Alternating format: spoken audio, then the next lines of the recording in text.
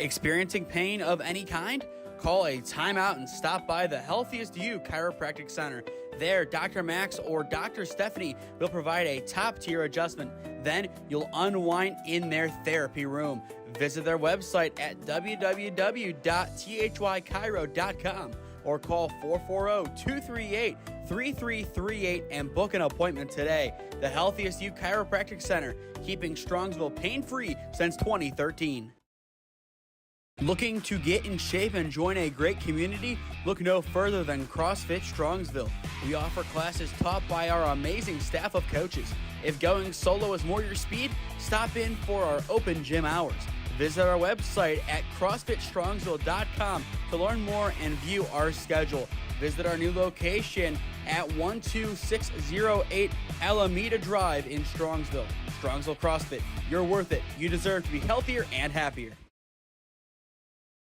If you want honesty and experience in your next real estate transaction, look no further than Patrick Mitchell at Century 21D Perio. You can give him a call at 440-431-7458. And if you mention Holy Name Baseball and purchase a home through him, he will make a $150 donation to the Holy Name Baseball program. Patrick Mitchell is a proud coach and supporter of Holy Name Baseball since 2007.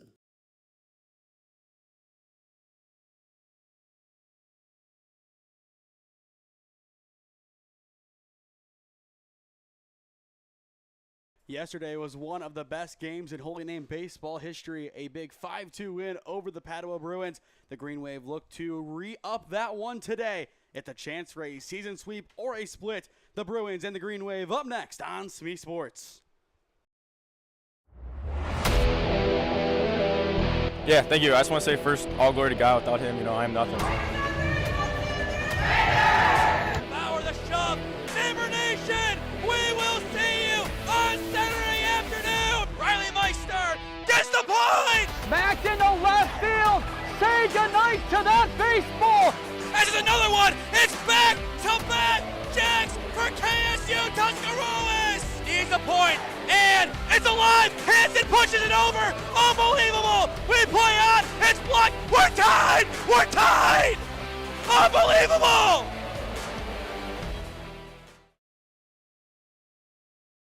An overcast afternoon in Parma sets the stage for Game 2 of the Parma Holy War as Holy Name welcomes in Padua Franciscan. Good afternoon, everybody, from Ron Mottl Field. He's Cam Ragazzo. I am Nathan Smee on the call for you live on the SmeeSports YouTube channel. Yesterday was a very intriguing game. I don't want to say exciting game for Holy Name because it almost was a disaster in the 7th inning, but in the end, Holy Name able to make a final few big plays. And that was the difference. Yeah, I mean, coming on the stretch, got a little iffy there for Holy Name.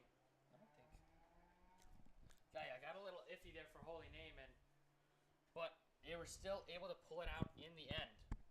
Definitely a closer call than expected, just based on the way it started. But Cam, looking at the way yesterday went, what does the Green Wave have to do in this contest if they want to win again? Because obviously, we heard it yesterday with post-game from Padua. They are hungry, and they are out for revenge. Yeah, I think they just need to play and be able to get on Harrison Frank early. They just need to be able to get those nice hits, and they cannot make the same errors that they did yesterday. A couple of big ones really cost them that early lead. And that was really the turning point of the game. Holy Name was still given 2 errors in the contest, but they really weren't that big of errors. One, I believe, from Nemec, but the big error was Svets, as based on the way that play went down, I don't think it was an error. Yeah, I'm with you on that one. I don't really think that one was an error, but that is how it was. Gone down in the book.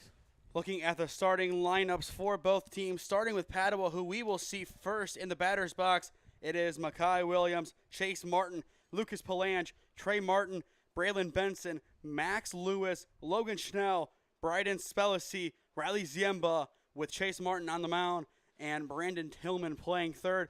Your thoughts on the lineup, Cam? Obviously, the big name not in there today due to injury, Spencer Sedlecki. Yeah, I talked to him before the game today.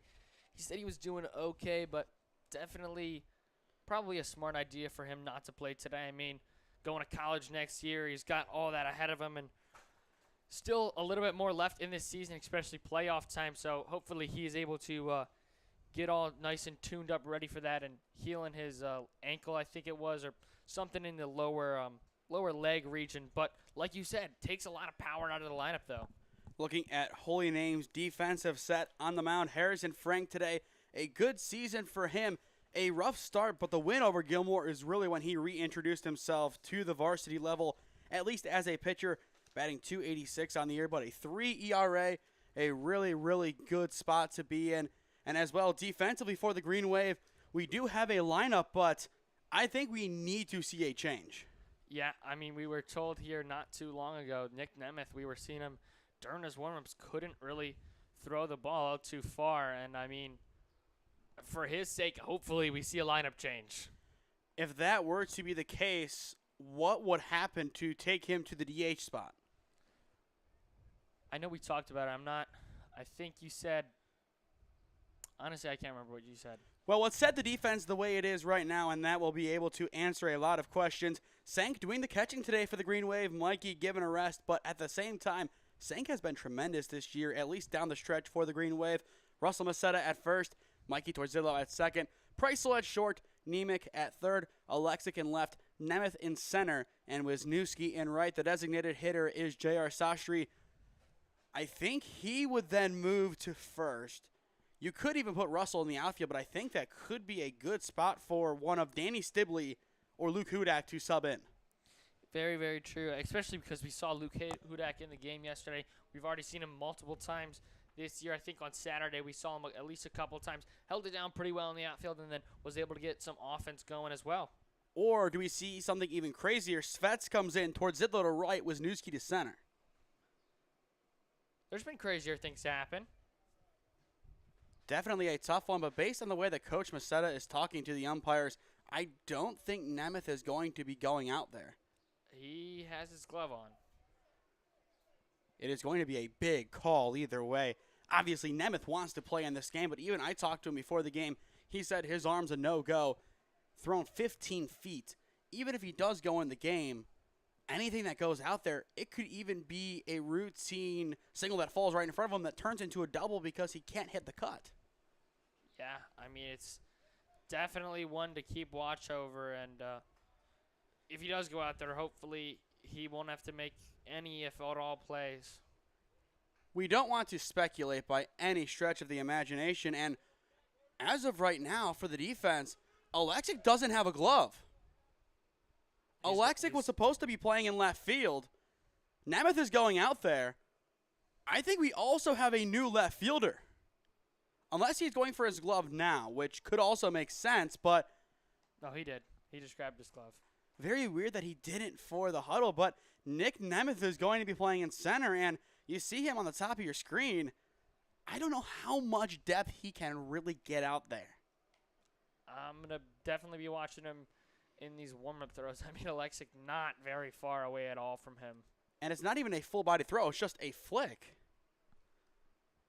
That is going to be really tough. But I think, Padua, your game plan is simple. Drive it up the middle and make sure you can pretty much put every ball in center. Yeah, because testing his arm. Yeah.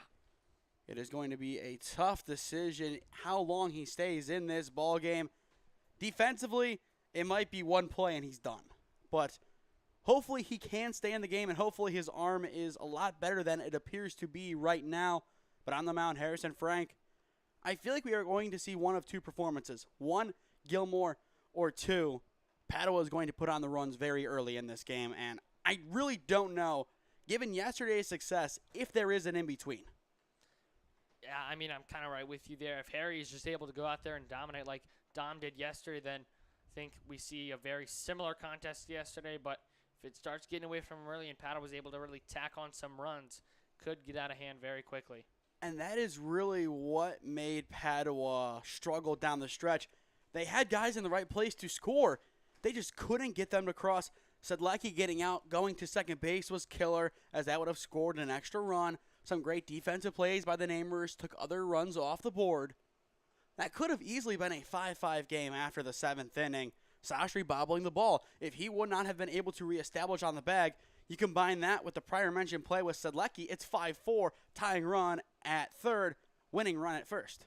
Yeah, definitely could have gone either way, but Marchetto was really able to lock in there down the stretch, especially with runners in scoring position. He was able to calm himself down, get a couple key strikeouts, and trust his defense behind him. And looking back at Nemeth, the way he's throwing the ball, it is below Alexic's hip from maybe 25 feet away at the most. Yeah, not a great sign.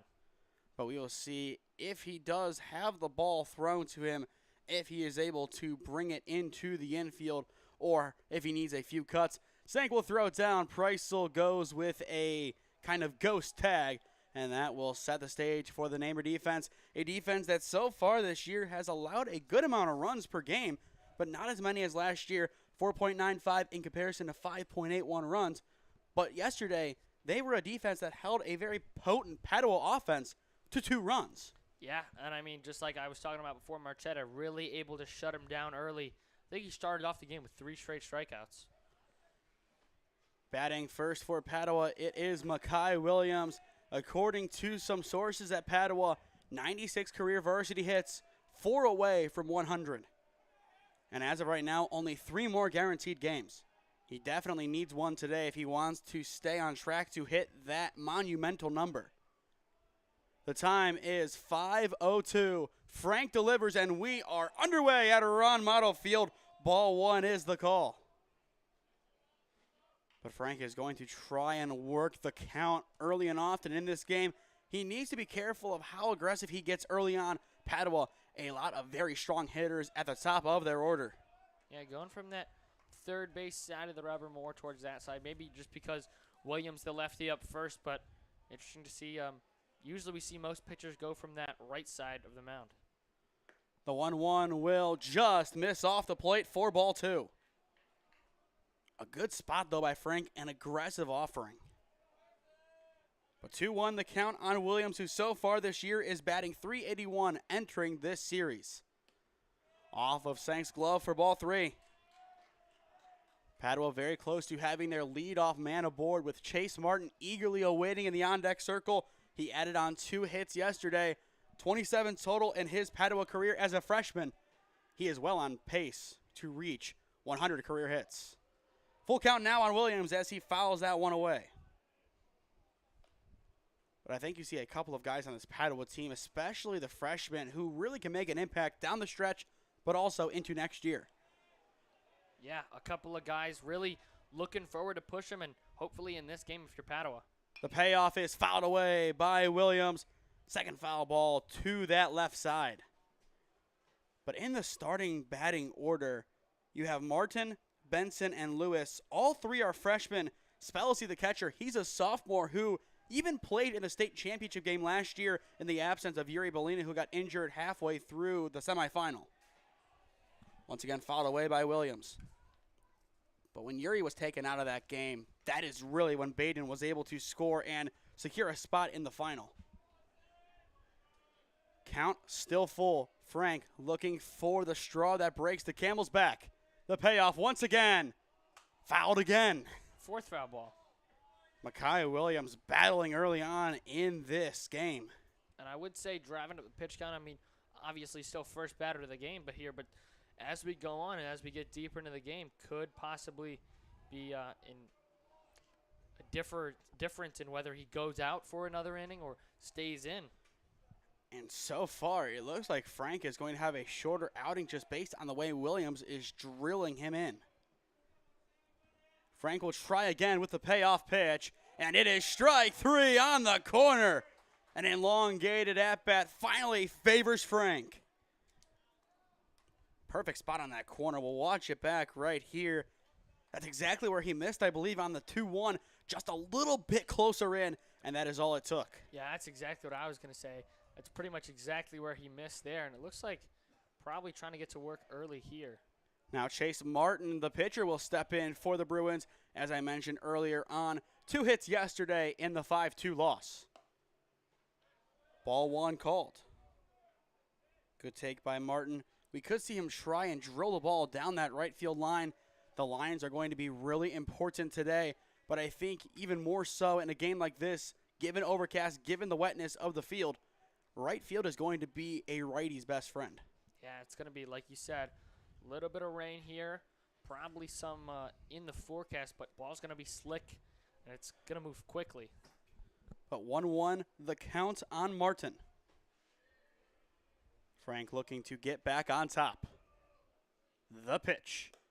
Misses upstairs for the second straight batter. It's 2-1.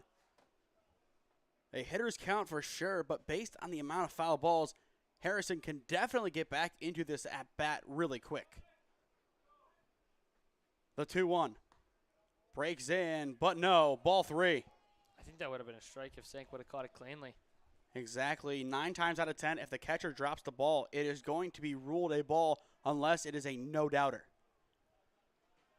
Martin, no pressure to swing. The 3-1. He will cut it into right center field. Nemeth unable to get there. It is past him in center. Martin will take a heavy turn and retreat to first. It's a one-out single for the freshman. Hit number 28 on the year. Yeah, and another hit against Holy Name. Already 2 yesterday. Adds on to the total against Holy Name this year. You saw Nemeth giving it all he could out in right center. Just an awkward play as the ball died at the last second. Good cover, though, by Wisniewski to bring the ball in. Palange now steps in. He will be playing at second base today after becoming the starting pitcher for Game 1 yesterday afternoon. Frank's first pitch to Palange is fouled away to that right side, 0-1. But the Bruins definitely hungry to get on the board first in this one. This is how you get a good response. You have to start from the first inning and take it all the way to the end of a game like this. But 0-1 the count on Palange. The middle infield definitely looking for a double play ball. Martin, he could also be off over at first. He stays put. The 0-1 goes low. Count even. Palange entering this series, posting a .313 batting average, 13 RBIs, and 21 hits. So a good season for him offensively. Frank taking his time, eyeing up Martin. The 1-1 cranked back into right center field. It falls right in front of Wisniewski. 2 straight base hits for the Bruins. Yeah, and they both, like we were talking about earlier, kind of both attacking up the middle, more towards that right center gap. And like you said, too early here. Now the speedster Trey Martin steps in, the starting right fielder for the Padua Bruins.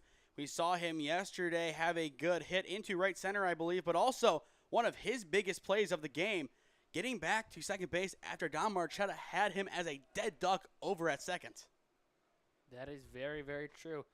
I'm just thinking about it. Possibly, we know he's got the speed. Could he bunt here with 2 on? I wouldn't be surprised to see it. It would definitely catch the infield off guard. You have Russell playing a very deep first base, but I think he will definitely come in, or at least he should. But either way, the Bruins in a prime spot to strike first in Game 2. Frank looking to dial in. But first, he will eye back the runner at second base. Martin not in time as there is no offering. Most likely, that was never going to be a ball that he threw. First pitch to Trey Martin is on the corner for strike 1. Very surprised to not see that bunt attempt, and especially give him a set as depth. That's exactly what I was going to say.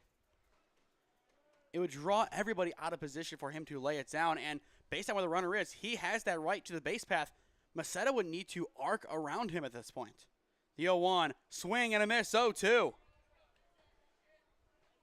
But I think for sure they would have at least moved the runners up. Absolutely. I'm a little surprised, just as you are. Then again, it would go to the freshman Benson. A little bit of pressure on somebody in their first year with this team. Maybe that went into the decision. Ball 1 taken on the outside. It's an interesting conversation to have. Obviously, they are fit to play at the varsity level, but Martin, 28 hits. The other guys combined, I believe, right around 10. Lewis has 7, and Benson has 7, so 14. The 1-2 popped up and out of play. And I think even just a push swing to put it in play would do numbers on this defense. Especially because that big right side gap that, because towards Zedlow is covering second. I mean, usually able to get back in time, but a well-placed hit could cause some trouble. Especially with Martin's speed over at second base. Frank checks. Now the 1-2 off the plate for ball 2. Harrison needs to lock in right here. He cannot lose Trey Martin. Yeah, especially pitch count been driving up there early, especially with Williams, the first batter, all those foul balls, and then 2 back-to-back hits. All it takes is one swing to put Padua on the board early. The 2-2 breaks in, popped into right center. Wisniewski comes in, makes the grab for out number 2, and everybody stays put on the base path. That is a big play by Wisniewski. He takes a second for the ball to kind of show where it's going to go, and then he makes his play. That draws the runner at first base, Palanch, out of position. No possible movement after that nice catch. Yeah, very, very big out there as we see. I thought he was going to make the throw to third, so I was moving the camera over there. I was ready. And I think Wisniewski was ready for that throw as well. It's the freshman Braylon Benson now stepping in for the Bruins. 2 down in the top of the first. First pitch off the plate for ball 1. But Braylon batting .233, entering the series with 7 hits, 4 RBIs. And once the Bruins take the field defensively, he will be over at first base. The 1-0 from Frank breaks in, and I believe they called that ball too. Yeah, Frank's asking us the same question. Where did that miss? And I don't know if there is a satisfactory answer to that question. A hitter's count for Benson with the other freshman in the lineup, Max Lewis, awaiting in the on-deck circle. Ground ball blocked by Frank in the middle. The scoop to second is not in time, and that will load up the bases. Either way, a great effort from Harrison Frank to knock that one down. I believe the scorer's book will not be too forgiving on that one. Either way, that ball gets through. It's 1-0. Instead, it's just bases loaded, 2 outs, force anywhere. But I think in the same sense, I mean, hindsight's 20/20, but if he leaves that, Preisel might be able to get over there and get the out at second base. But, I mean, when you're a pitcher and you're reacting like that, your first thing is to get the ball. So can't really fault Frank on that. Not at all, as he did everything he could. Bases loaded now as Lewis will step in.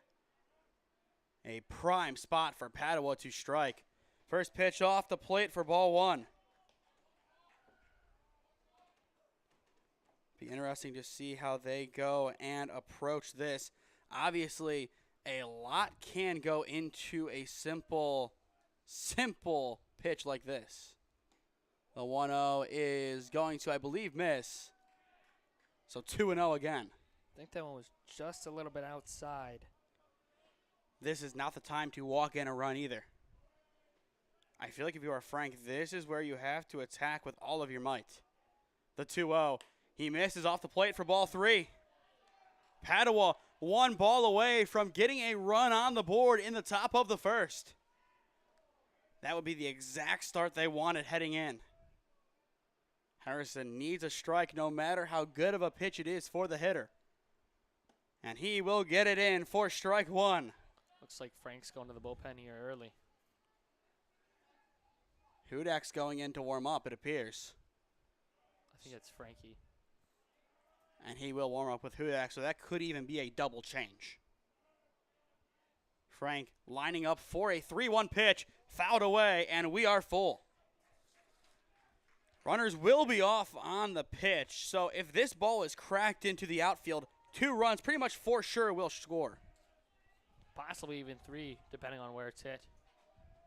Biggest pitch of the game so far. Bases loaded, full count, 2 down. Runners off on Frank's cadence. Harrison needs it here. The payoff pitch, fouled away. Good resilience in the box from Lewis. Yeah, I mean, from up early 3-0 in the count, now he's got to fight off and defend those pitches until he can get one where he can really drive it. If Lewis gets on, it goes to the 7-hitter, Logan Schnell. Same scenario, same everything. Runners off on Frank's cadence. Harrison trying to get out of the inning. The payoff pitch, it is off the plate, and Padua will strike first. Beautiful patience in the box by Max Lewis. That's all they needed to do. Bases remain loaded, still 2 down, but the Bruins get what they wanted, the opening run.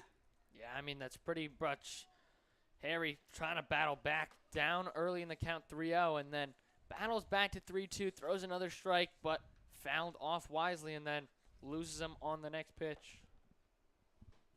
Time, it looks like, might be called by Coach Masetta. At a minimum, he is bringing in some baseballs, but he could also go and make a pit stop on the mound. But for right now, he will go back to the dugout.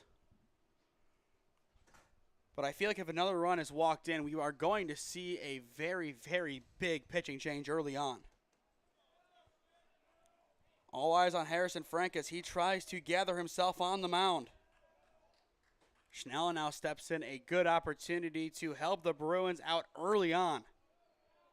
The pitch in there for strike 1. Big pitch there. He needed a strike there. Otherwise, I think we would have seen the change just continue. Still a long way to go for Harrison Frank to get out of this inning. The 0-1. Off the plate, 4-1. Just a good eye on the outside of the dish. Definitely an intriguing pitch, but that's one you have to hold off on. Even count. It is the catcher, Bryden Spelsey, awaiting in the on-deck circle for the Bruins. The 1-1. Well, off the plate, a good dive by Singh keeps it close. Yeah, and if he doesn't catch that, at least one scores and all the runners move up. That could be one that you just say, everybody go. A play that we saw Mid-Michigan put on many times in game number 2 and 3 against Tri-C. The 2-1. It's in there, 2-2. Schnell definitely thought about swinging, held up. I think by the time that he made the decision, it may have been too late to swing regardless. Yeah, now he's going to have to protect. Frank already one punch out today. This one would be miles bigger than the other. Pops up. It might be playable. Sank will see it out of play as it just clears the small fence. Count remains 2-2. For Holy Name in the home half of the inning, Nick Nemeth, Ryan Wisniewski, and Brendan Preissel are set to hit. They are going to need a big offensive start to this game if they want to keep up with the Bruins. We are pretty much sure that this is not going to be the extent of their offense by any means today. Time called in the box by Schnell before the 2-2 from Harrison. Don't have an exact pitch count, but I think he is nearing 30. Probably. Here comes the 2-2. Well off the plate and sank once again. Cat-like reflexes saves a run. Second full count in a row, and this could, if it is ball 4, be the final pitch of Frank's outing. I don't think you have that long of a leash anymore. Wrong. Almost at 40. A very long inning for Harrison Frank. He needs this one here. Ball versus strike, a big difference. Here is the payoff pitch, and it is low and away. They think about sending another. They will not. The bases stay loaded. Padua still with 2 down. But either way, it is 2-0 Padua on top. Time has been called, and we will have a mound visit. I think Coach Masetta just went over there to check on Frankie's progress getting warm. And this now changes who is going to pitch on Thursday against Chardon. Because Dom is penciled in for the final conference game Friday. Saturday, I would assume, goes back to Harry, but then again, Harry could have to pitch Thursday now, and Frankie pitches Saturday against Shaker. But that one good outing against Gilmore, he needed to recapture that form, and right now, 2 runs scoring via free passes.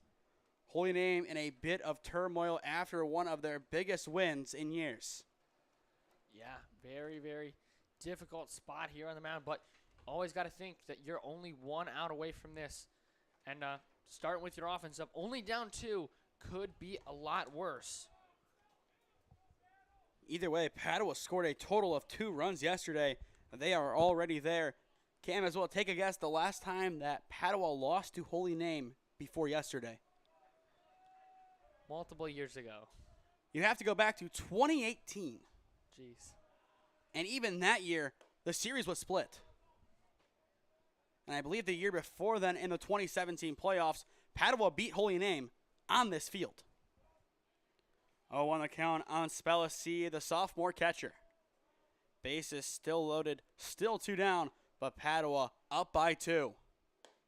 Now 0-2. 2 good offerings from Harrison Frank. He needs to get the final one, though. That has been the one that has evaded him so often in this game. 0-2 the count. Harrison needs a strike. The pitch. Fouled away, a powerful cut by Spellacy, but either way, it will go to the batting cages. He's got him right where he wants him. Like you were talking about, needs that 3rd strike that he's really been struggling to find here early. And it'll be interesting to see how Chase Martin pitches now, given that the last time he warmed up was probably 45 minutes ago at this point. The time right now as ball 1 sails in is 5:21, almost 5:22. I think 4:40 he ended warm-ups, so that's 40 minutes. Kind of surprised not to see him getting loose in the bullpen. 1-2 the count on Spellacy. The pitch. Cranked into left center field. Still going back. It might clear everybody, but Nemeth is over there, cutting off Alexic to retire the side. A good snag by Nick Nemeth, and the bleeding finally is ended. Yeah, a very big 3rd out there. But the Bruins able to score 2 early and really rack up Harrison's pitch count. I think his total pitches for that inning was 45.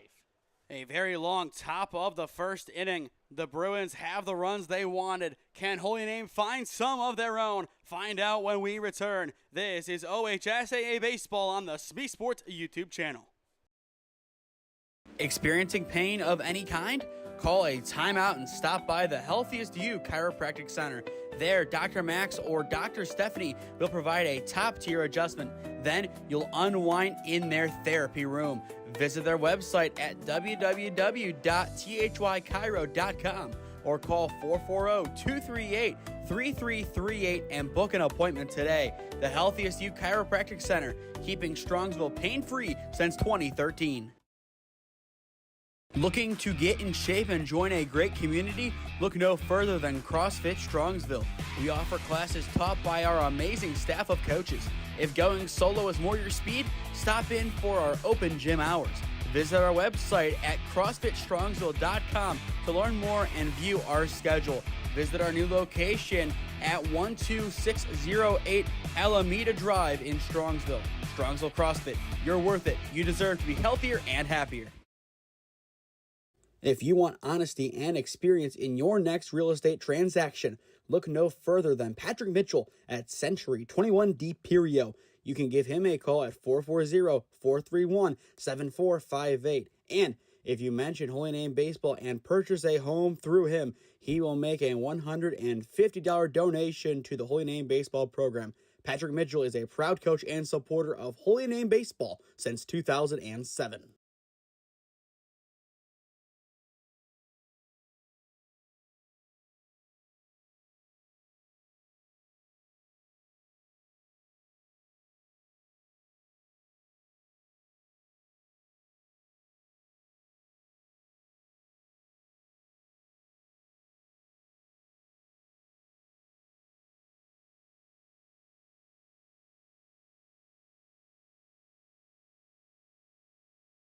After finding the final out of the top of the 1st inning, it is Nick Nemeth in the batter's box to get us underway in the bottom of the 1st. This is OHSAA Baseball on the SmeeSports YouTube channel. For those just joining us, he's Cam Ragazzo. I am Nathan Smee on the call for you this evening.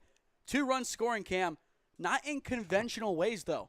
Both come via the free pass. Yeah, via the RBI walk. So not exactly where you want to be if you're Holy Name after only the top of the 1st, but good chance for your offense to really set the tone for how this game's going to go. The first pitch from Martin is sent right back to where it came from. One pitch, and it is a leadoff single for Nick Nemeth. An absolute bruiser sent screaming right back to the freshman. That'll definitely help you set the tone. We will watch back that swing. Exactly what Nemeth wanted to do. He needed to be the spark of the offense. He really can't throw the ball out in center, but he sure can send it there given his swing. And we know he has speed, possibly going to take off here early, but stays put on the ball outside. Wisniewski moving up in the order, I believe, to the 2 spot today as he sees in ball 1. Well, different order today, as usually it's Harrison leading it off, but the pitcher does not hit in this Macetta offense. That was one of the biggest differences in comparison to Coach Carter's era. Don Marchetta usually batted leadoff and played right field when he didn't pitch, and even when he pitched, he was still sometimes hit. But under Coach Macetta, I don't know if there has been a pitcher who has hit. I don't believe so. Either way, he is in year number 2, a 17-30 overall record. Already 2 top 60 wins this year as they took down Padua yesterday and Gilmore on Thursday.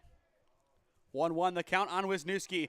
Nemeth is off. Spellacy throws down. It's on the money. The tag is not in time. Nemeth is in with a stolen bag. The Namers have 1 run in scoring position. Yeah, and as we look and see her on the replay, just a good jump by Nemeth and then able to slide in there just before the tag. And I think when we watch it back, we are going to see the throw was on the money. The tag just not in time. It was a bit of a close call. Wisniewski swings and misses for strike 3. Strikeout number 1 on the day from Chase Martin. Big out number 1 there by Martin on the mound. Really got to try and work around it after he gives us that leadoff single, and now the stolen base. Now Preissel will step in. I believe he had a pair of base hits yesterday after not hitting at all in the doubleheader on Saturday. But a chance for Holy Name to come back within 1 run. They don't need everything right now. They just need to put something on the board early on in this game. Just like the Bruins put 2 runs, 1 run might be enough to bring them back in. It looks like for Padua, they do have some action in their bullpen. Probably just some guys staying loose if they need to come in. 1-1 now the count on Preissel. But you do see that action over on the left side. Higgins is the guy throwing, or someone's throwing to him. It could just be a defensive change getting ready if need be. But either way, an interesting sight to see. Even count on Preissel. The pitch. Ground ball right side of the infield. Nemeth, he will take third. The throw from Polange to first is in time for out number 2. A simple ground out, but Cam, Nemeth now 90 feet away from scoring. Yep, exactly. Kind of Preissel doing his job there. Unable to get it through the infield, but Polange comes up, make a nice strong throw over to first. But like you said, Nemeth only 90 feet away, and now some power in the box here with J.R. Sastry. And that is a nice thing about this lineup being different. It moves him up into the cleanup role. A good spot for him to actually do the job of the cleanup hitter by bringing somebody in. Strike 1 called on Sastry. I would like to see him just put the ball in play. He is a big power hitter. He wants to give the ball a ride, but at the same time, he has to understand he needs to reach while at the same time putting the ball in play in a good spot. Runs inside, 4-1. Yeah, if we could just see him do something similar to what Nemeth did on the first pitch of the game, just send it right back up the middle, clean, nice single, able to get on and able to score Holy Name's first run. They need something from this frame. The 1-1 runs inside for ball 2. Those 2 almost identical pitches, both inside. Good takes there from Sastry. He kind of lines up on the inside edge, especially that back foot. And as well, a passed ball would do the trick as well. The 2-1. Cranked deep to left field. Not deep enough to get out of here. Getting underneath it is Ziemba, and the side is retired. A good pop, but given the win today, not enough behind it to squeak out. Yeah, just a little bit too early on that one. And like you said, Ziemba over there and tracks it down to make the final out of the inning. So despite the early hit on the first pitch that Nemeth sees, Holy Name unable to score. Padua's defense, a great response. Pressure was put on by the Namers, but no damage done. 1 inning down. Harrison Frank will remain on the mound for the Green Wave, down 2-0. Experiencing pain of any kind? Call a timeout and stop by the Healthiest You Chiropractic Center. There, Dr. Max or Dr. Stephanie will provide a top-tier adjustment. Then you'll unwind in their therapy room. Visit their website at www.thychiro.com or call 440-238-3338 and book an appointment today. The Healthiest You Chiropractic Center, keeping Strongsville pain-free since 2013. Looking to get in shape and join a great community? Look no further than CrossFit Strongsville. We offer classes taught by our amazing staff of coaches. If going solo is more your speed, stop in for our open gym hours. Visit our website at CrossFitStrongsville.com to learn more and view our schedule. Visit our new location at 12608 Alameda Drive in Strongsville. Strongsville CrossFit, you're worth it. You deserve to be healthier and happier. Padua sending up 9-1-2 in the top of the second inning. A good foundation set in the top of the first. 2-run scoring. They lead 2-0. This is exactly where the Bruins want to be.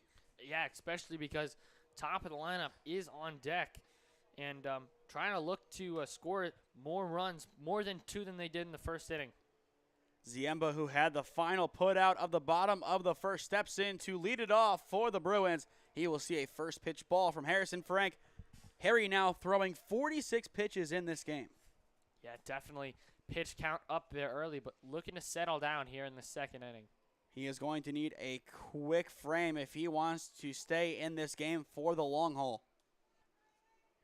But 1-1 the count on Ziemba, who entering play this series posts, I believe, looking at his statistics, a 367 average. A good piece to the left side, but well out of play foul. Now 1-2 the count. But as we mentioned earlier, Makai Williams looking to get one hit closer to 100 in his Padua career. He is on deck, 4 hits shy of that tally. The 1-2, chopped foul. Ooh, I think that went off with Sank. And Coach Masetta is going to make sure he is okay. And I think that is a pretty convincing thumbs up back to the Namer dugouts. But either way, you have to kind of wonder what is going on in his mind right now.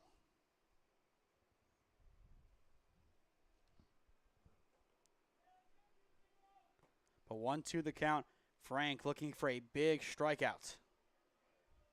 Already won today, and it was on the leadoff hitter in the top of the first inning.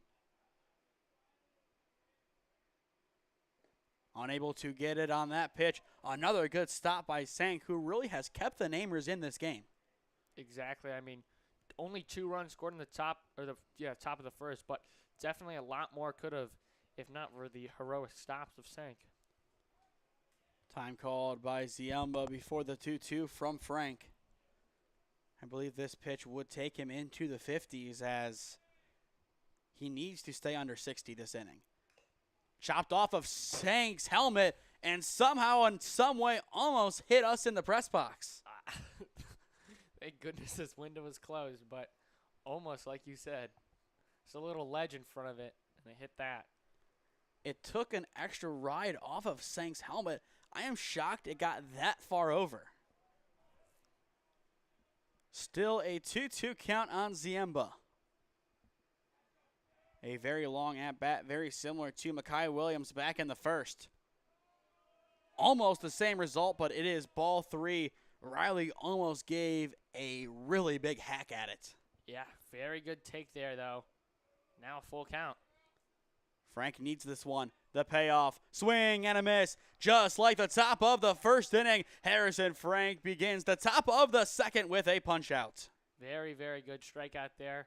Even though his pitch count's getting up there, really needs to lock in here to at least go 4 innings to try and give this Holy Name off or defense and pitching staff some life.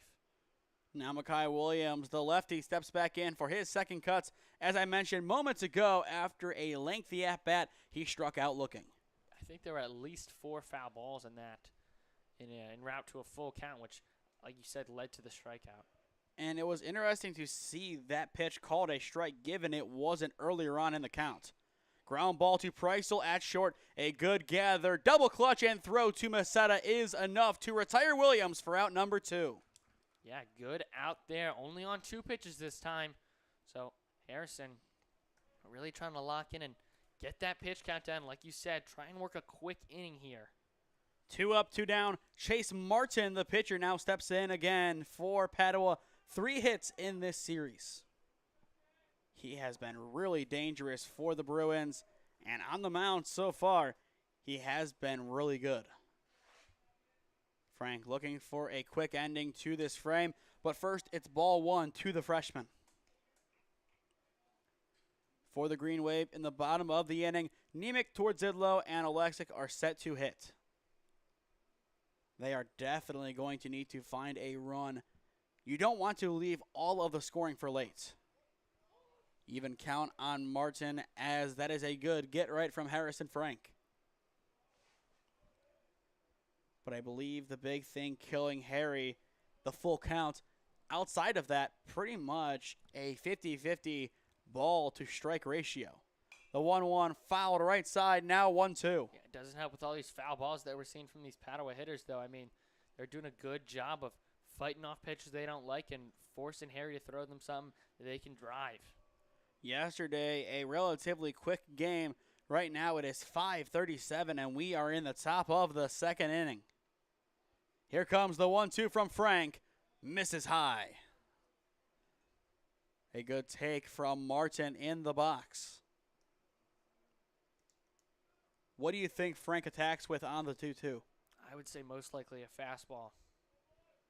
We will see what Frank opts for here. Cranked into right field. Wisniewski a few steps back, gets to the baseball in time, and that will retire the side. A simple but necessary play out in right. Middle of 2 at Ron Mottl Field. No more damage done by the Bruins as they go in order, but still it is Padua up 2-0 on Holy Name.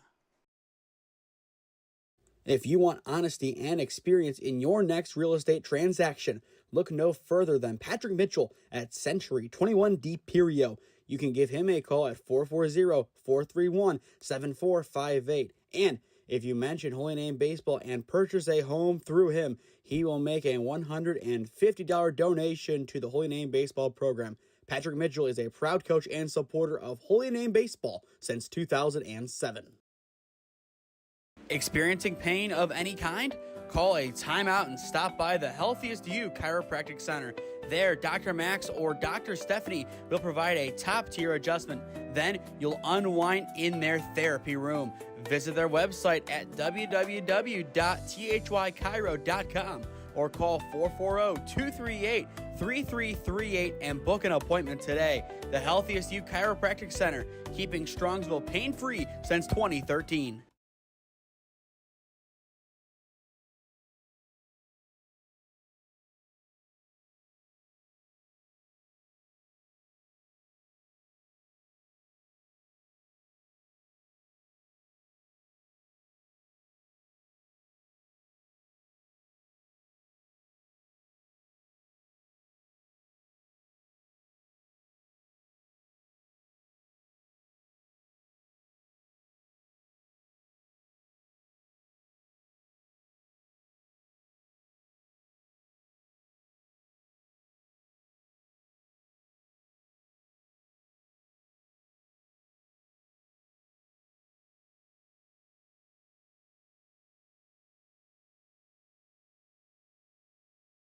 Welcome back to Ron Mottl Field for the bottom of the second inning. Holy Name's defense, a good response after a rough top one.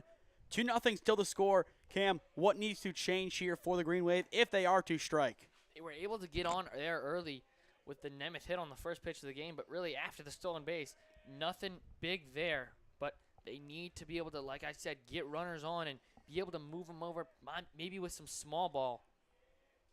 It is Garrett Nemec leading off this frame. fouling that one away, 1-1. But Nemec towards Zidlow and Alexic, not the most speed in that trio, but either way, if the bunt is put in a good spot, you are going to move the runners along. Even count. The pitch from Martin. Breaks into the corner and misses for ball 2. You got to get runners on first to even have to move the runners. That is why the leadoff spot is so important in a game like this, especially playing from behind. The 2-1, missing low for ball 3. Right now, Nemec is most likely just going to be told, take it. If it's right there, he's probably going to swing. If not, I think he takes it. He does foul it away. Most likely would have been a strike, but at the same time, it kind of looked like it was going to carry off of the plate. I thought it would have been in there. A close one. I don't hate the swing, but full count. The pressure is on both sides. Martin looking for a really quick out here after an elongated at-bat, but he will still have to wait. Fouled away again. The goal for the Bruins was to get a quick out this inning, and right now, even if Nemec is retired on this pitch, it's not that quick of one. Yeah, I mean, Garrett's in there working just like the Padua hitters were against Harrison. Martin will try the payoff again. Swing and a miss. Punch out number 2 on the day for Martin, retires Nemec. A good, satisfying ending to that at-bat for the Bruins. Even after the battle, though, Martin just able to overpower Garrett and sends him home swinging. Now Mikey Torzillo will step into the batter's box. A good outing yesterday. This time out, he will be at second base opposed to catching. But Martin, a very good day so far. After the leadoff single, nothing, but that could change here. Towards Zidlow, a good piece into right center field, but Makai Williams able to cut it off for out number 2. Plenty of hustle from out in center. Yeah, able to use that speed and just kind of cruise on over there, be able to make the catch. We saw plenty of plays just like that yesterday afternoon at Padua. Yet another example of Makai using the Jets to make a big play. If that ball got down, that was for sure extra bases. Absolutely. Now Alexic will step in. A good afternoon yesterday. His biggest plate appearance, though, was the walk he drew, pretty much signaling the end of Palange's day. If he would have gone down in maybe 2 pitches, I think we would have seen Palange stay on for the 7th. Most likely. I mean, that really did a number to his pitch count, sent him over that 100 mark. Alexic takes ball 1, grounds the second pitch of the inning over towards second base. A good scoop from Palange, and the throw is in time. 2-1. The Namers, just like the Bruins, go in order. 2 innings down at Ron Mottl Field. It is Padua on top, 2-0. Looking to get in shape and join a great community? Look no further than CrossFit Strongsville. We offer classes taught by our amazing staff of coaches. If going solo is more your speed, stop in for our open gym hours. Visit our website at CrossFitStrongsville.com to learn more and view our schedule. Visit our new location at 12608 Alameda Drive in Strongsville. Strongsville CrossFit, you're worth it. You deserve to be healthier and happier.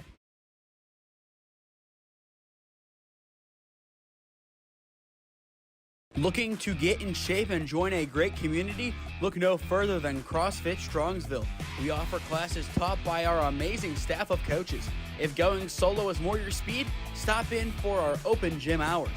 Visit our website at CrossFitStrongsville.com to learn more and view our schedule. Visit our new location at 12608 Alameda Drive in Strongsville. Strongsville CrossFit, you're worth it. You deserve to be healthier and happier.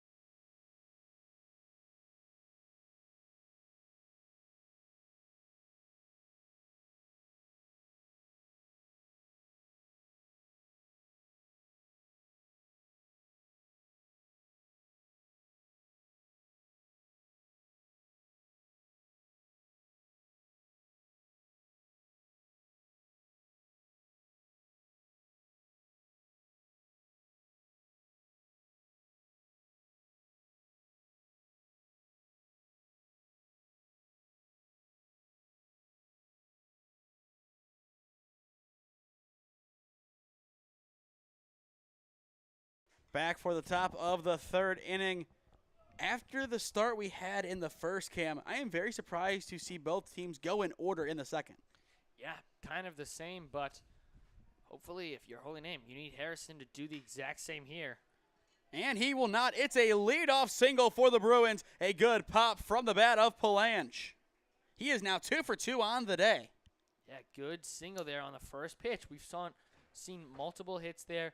Saw one from Holy Name with Nick Nemeth. The first pitch he saw, and then Palange says, I can do the same thing.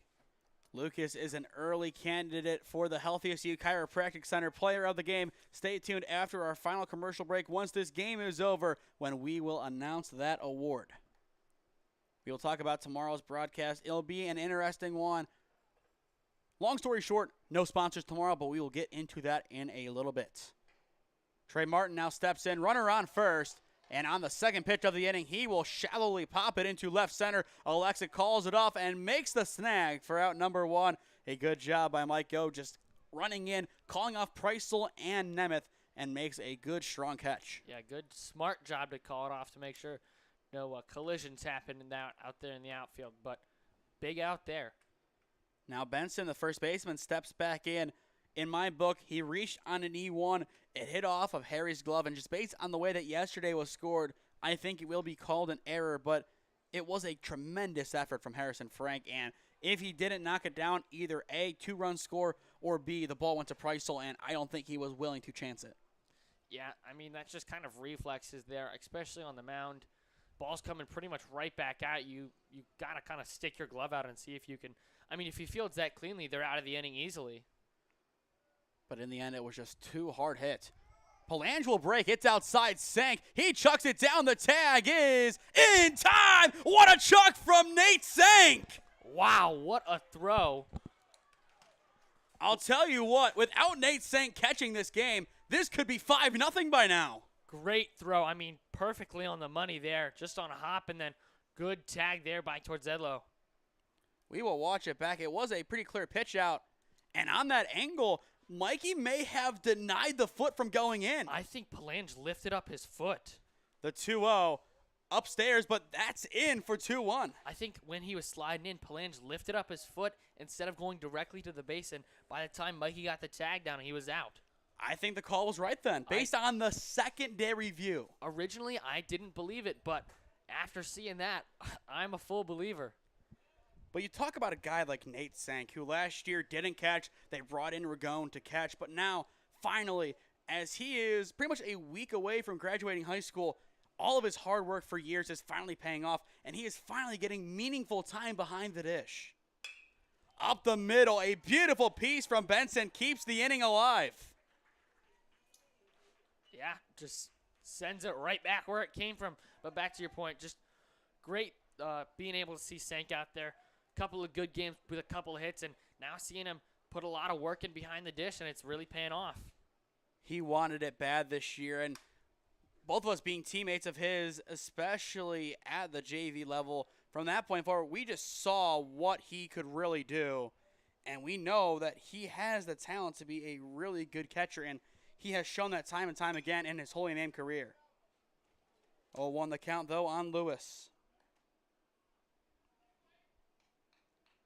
But for Holy Name, next inning, Saint gets it going with Masetta and Nemeth to follow. Frank looking to get out of this inning with no more pitches used. Off the plate, 1-1. But really, that play from Saint changes the dynamic of this inning. It could have been going a lot worse for the Green Wave. But in the end, he made it happen. The pitch. Cranked up the middle and almost caught by Preissel, just out of the way. It is a third single of the inning. This time it's Max Lewis.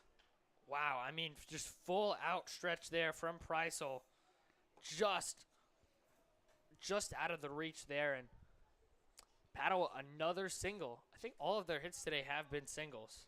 I'm pretty sure before the next batter, which is Schnell. Shout out again to the Good Samaritan Padua fan from yesterday who allowed us to use their hotspot. We do have one coming in the form of a Starlink, which basically you point it at the sky and it gives you Wi-Fi almost anywhere, enough to upload a YouTube video and a broadcast. So that'll do. And that opens up now a couple of sites like Westlake, who has no internet. US has no internet. Padua fans, that allows us to come back next year to do some games outdoors. It should be a very good addition, but you'll see some more games to make sure I can afford that purchase. Absolutely. We all win in the end. Well, my bank account does not. First pitch of this at-bat is upstairs and out on Schnell, but the runner will go. Frank caught sleeping. That puts runners at the corners. It's a rivalry game. Padua pulling out all of the stops. Yeah, I didn't even really see him go there until the very end, but runner still stays put on first, so you see Sank goes out there and puts a play on, maybe just throws it straight down. We could always see the cutoff or just the fake throw. And I think with Mikey over at second base now, he is your candidate for that cutoff. And it could even be a stride throw where you get him before he can even slide. The pitch chopped into the backstop, 1-1. This is a big turning point in this game. If Holy Name allows a few runs, it might be too much to overcome. But if they can hold on, get a stop here, all of a sudden they still have a chance down 2-0 in the bottom of the third. The 1-1. Good stop by Sank. Keeps it close for ball 2. We've already talked about Sank enough this broadcast, but once again, another great stop.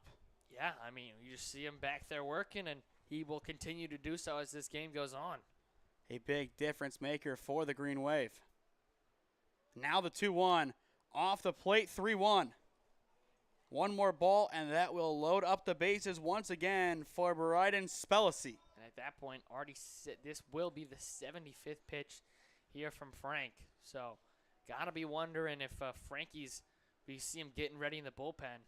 No pitching yet. Bases loaded, and I think he will take a turn, and he will start to get ready. That is the second time today Schnell has walked. Even more so, how important is that throw out from Sank? Absolutely. Prevents a run from possibly scoring there. And right on cue, Frankie Germano getting warm in the Namer bullpen. No surprises there. But Spellacy a chance to break this game open. One swing of the bat makes it 4-0, but also one swing of the bat could retire the side. Cranks it into left center field. It will fall in front of Alexic and get past. There are the 2 runs Padua wanted. The game is broken open. They want a third, and they get it. It's the sophomore Spellacy making it 5-0 Padua. What a swing. Yeah, big swing there, and then ball just scoots right under the glove of Alexic and allows more runs to score. The pace is clear, minus Spellacy. And the heir apparent to Yuri Bolina is providing a Yuri-esque spark for the Bruins. That was a big concern. Losing a guy like Bolina, I think Spellacy has taken the throne and made it his own. Heading into this season series, Spellacy had a total of, as we look to identify the number, 6 RBIs. That's half of it right there, now with 9. What a swing from Spellacy. It goes down as a double with 3 RBIs.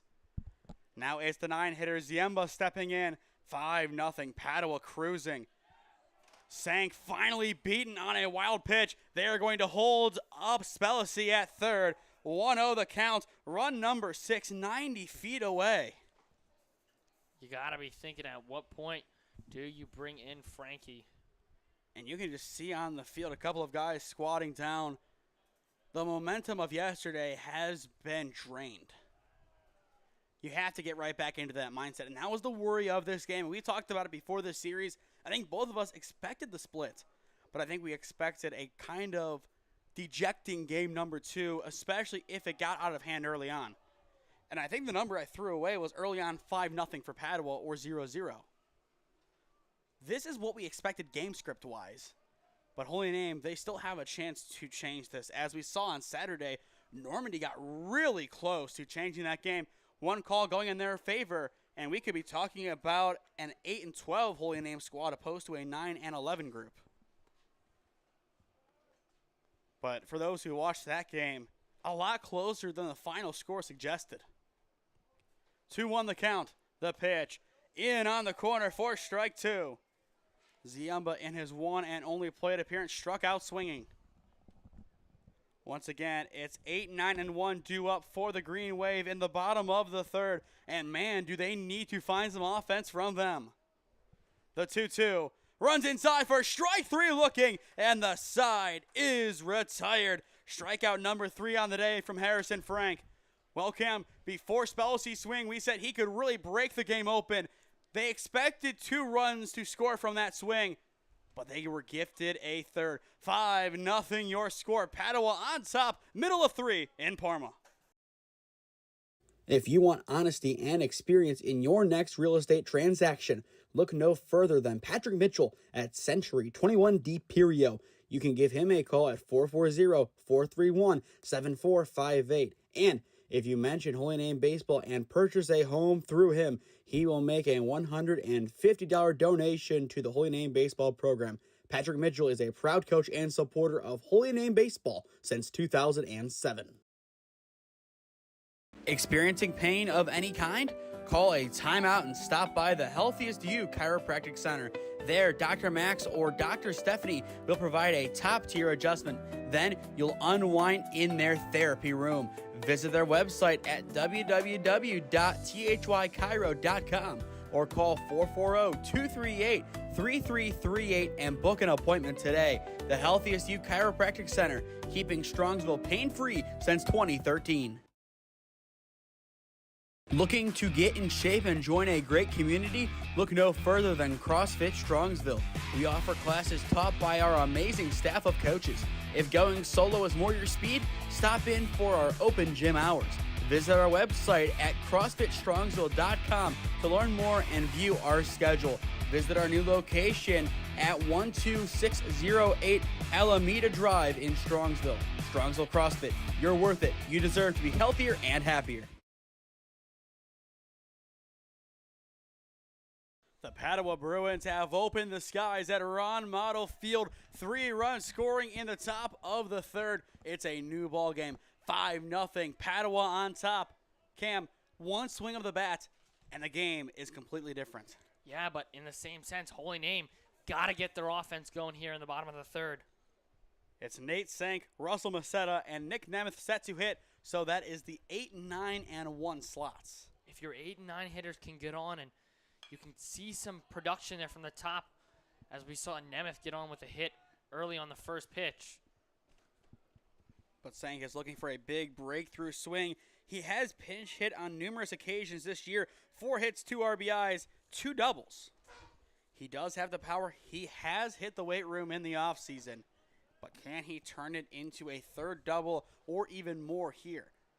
And I think even if it is just a single, that gets the job done. Yeah, really, he just needs to be able to get on base here, especially being the leadoff man. The pitch misses upstairs for ball 2.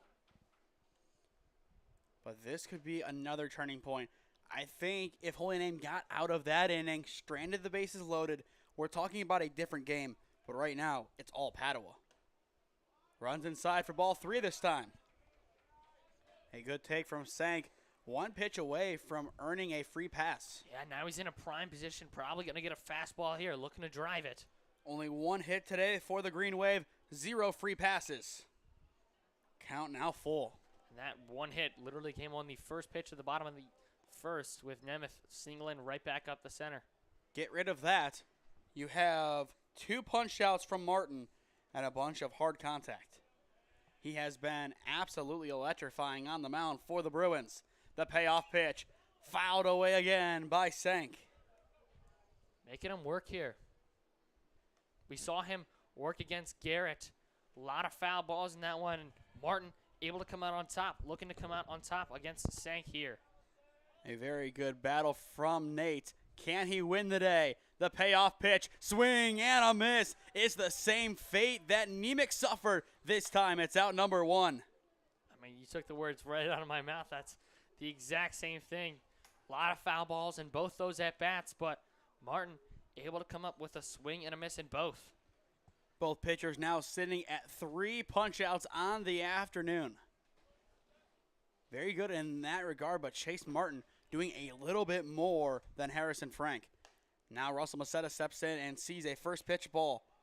As well, Cam, for those playing along at home, Padua has gone around the order twice. This is the final batter of Holy Name's first go-around. Completely different ends of this game. Now 1-1. Holy Name just trying to find some break in Padua's defense outside of Nemeth's first pitch single. The 1-1 right in there for strike 2, a no-doubter. Yeah, that was right down the middle. But Chase Martin looking for a 4th and final strikeout through 9 batters. That would be a tremendous start to this game for the freshman. Unable to get it there, as I believe it would have even missed the other batter. Might have hit the other batter. I think it cleared him barely. Either way, 2-2 the count, well outside. Good patience by Macetta in the box not to chase. The 2-2, fouled left side. Macetta trying to battle back in, just trying to find one to straighten out. Holy Name's lack of hitting hasn't been because Padua hasn't thrown anything they can hit. It's been quite the opposite. The pitches they get, they can put something on. It's just going to go foul or right to the defense. The 2-2 swing and a miss. Martin takes a load off for out number 2. Strikeout number 4 on the game, and that is strikeout number 4 in the first go-around. Yeah, and like we were talking about, outside of Nick Nemeth, he has looked dominant on the mound. And we will see this one back before Nick steps back in, but just a perfect place to put it right on the corner. Nothing coming. 2 up, 2 down. Swing and a miss from Nemeth, now 0-1. Martin is looking to pitch one of his best ever games. That is still a lofty expectation given his 1.3 ERA. The 0-1 misses upstairs, 1-1. But it's incredible to see a freshman through almost 30 innings have that low of an ERA. Yeah, I mean, he has been dominant on the mound this year, and we could see that today. The most likely new ace for the Bruins next season. Ball 2 called inside. It'll be him and most likely Tillman as your 1-2 sophomore-junior duo. Kind of similar to what we saw last year with Dom and Harry. The 2-1, swing and a miss, now 2-2. With a strikeout here, that would put Martin at a 50% K rate, not against balls or anything like that, but against the whole order. Jeez. A very impressive statistic if he is able to get it. Unable to find it there as the count is now full. He's looking to strike out the side. That would indeed be the case, and a very good job done if he can clinch it here. I wouldn't be surprised, though, to see Nemeth foul one off. Here comes the payoff pitch. And it is right down Broadway for strike 3 looking. Martin strikes out the side. Punch out number 5 on the day. Yeah, just like you were talking about, that's now half of the batters that have came up to the plate today. Half of them have gone down via the strikeout. Chase Martin coming as advertised. 3 down at Ron Mottl Field. All Padua up 5-0. If you want honesty and experience in your next real estate transaction, look no further than Patrick Mitchell at Century 21 D Perio. You can give him a call at 440-431-7458. And if you mention Holy Name Baseball and purchase a home through him, he will make a $150 donation to the Holy Name Baseball program. Patrick Mitchell is a proud coach and supporter of Holy Name Baseball since 2007. Experiencing pain of any kind? Call a timeout and stop by the Healthiest You Chiropractic Center. There, Dr. Max or Dr. Stephanie will provide a top-tier adjustment. Then you'll unwind in their therapy room. Visit their website at www.thychiro.com or call 440-238-3338 and book an appointment today. The Healthiest You Chiropractic Center, keeping Strongsville pain-free since 2013. Looking to get in shape and join a great community? Look no further than CrossFit Strongsville. We offer classes taught by our amazing staff of coaches. If going solo is more your speed, stop in for our open gym hours. Visit our website at CrossFitStrongsville.com to learn more and view our schedule. Visit our new location at 12608 Alameda Drive in Strongsville. Strongsville CrossFit, you're worth it. You deserve to be healthier and happier.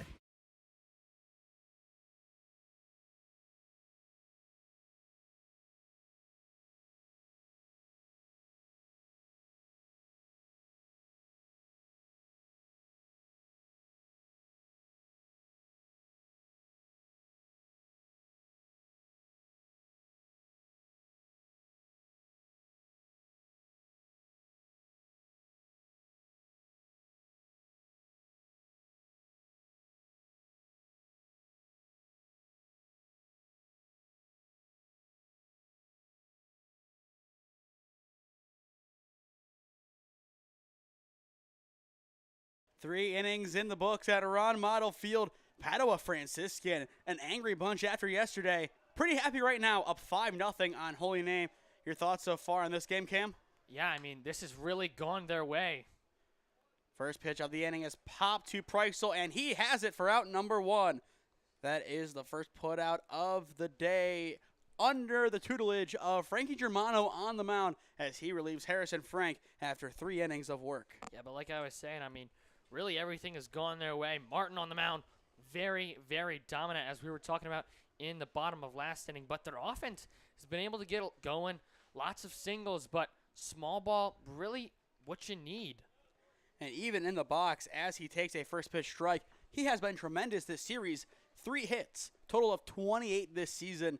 We talk about Makai Williams being now 4 hits, away from 100.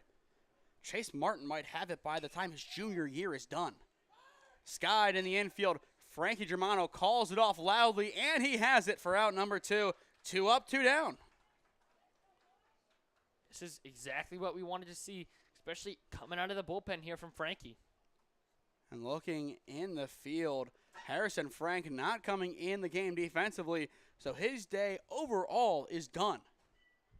I kind of thought we'd see him go to left field, but that would lead to a lot of changes in the end. Or even go in for Nemeth in center. Exactly. A 2 up, 2 down. First pitch runs inside and finds the corner for strike 1. Pelangelo on the day, perfect, 2 for 2. And he's made multiple plays in the field as well. This is the Lucas Pelange we expect to see game in and game out for Padua. The 0-1, just a bit too low, evening up the counts. I mean, he was pretty good on the mound yesterday. Couple of errors by the defense really didn't help him out, and the run support really didn't come until the bottom of the 7th. So nothing you can really fault him there. I mean, still did a great job on the mound, throwing over 100 pitches. And it's not like Holy Name has made catastrophic errors in this game, kind of like Padua did yesterday. The difference is Padua is just putting the ball in very good spots, and also the walks really kill them. Speaking of a good spot, Preissel on a knee makes the catch, and the side is retired. A heavy out number 3. Plenty of power, but right to BP. Yeah, I mean, makes 2 outs that inning, and quick 3 up, 3 down here for Holy Name, and you need to get the offense going. You need to start attacking Martin, especially second time through the order. Frankie Germano does a great job setting the tone in the 4th. The offense looks to reciprocate when we return. Experiencing pain of any kind? Call a timeout and stop by the Healthiest You Chiropractic Center. There, Dr. Max or Dr. Stephanie will provide a top-tier adjustment. Then you'll unwind in their therapy room. Visit their website at www.thychiro.com or call 440-238-3338 and book an appointment today. The Healthiest You Chiropractic Center, keeping Strongsville pain-free since 2013. Looking to get in shape and join a great community? Look no further than CrossFit Strongsville. We offer classes taught by our amazing staff of coaches. If going solo is more your speed, stop in for our open gym hours. Visit our website at CrossFitStrongsville.com to learn more and view our schedule. Visit our new location at 12608 Alameda Drive in Strongsville. Strongsville CrossFit, you're worth it. You deserve to be healthier and happier.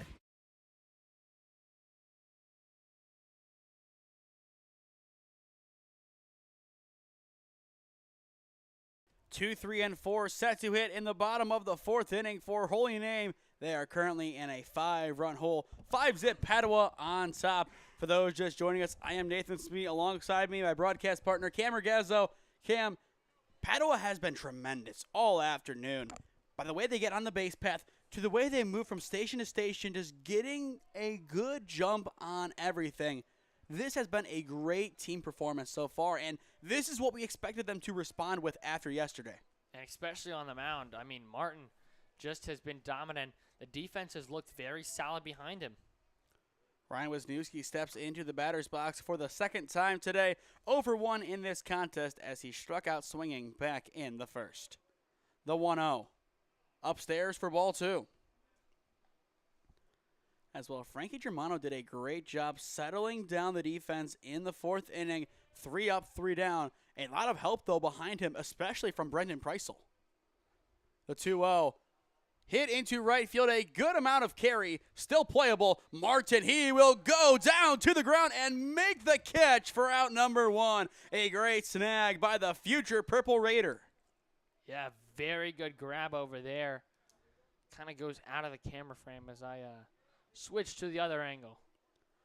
Either way, Trey Martin, he has been tremendous this series. Kind of what you wanted to see from him. You kind of see Wisniewski take that turn thinking maybe that ball was going to fall, but in the end, Trey has it. 1 up, 1 down. Ground ball right up the middle, and BP's tremendous series continues. This is the best that Brendan has played in his Holy Name career. This is what we've been waiting to see from the Preisel name all of this time.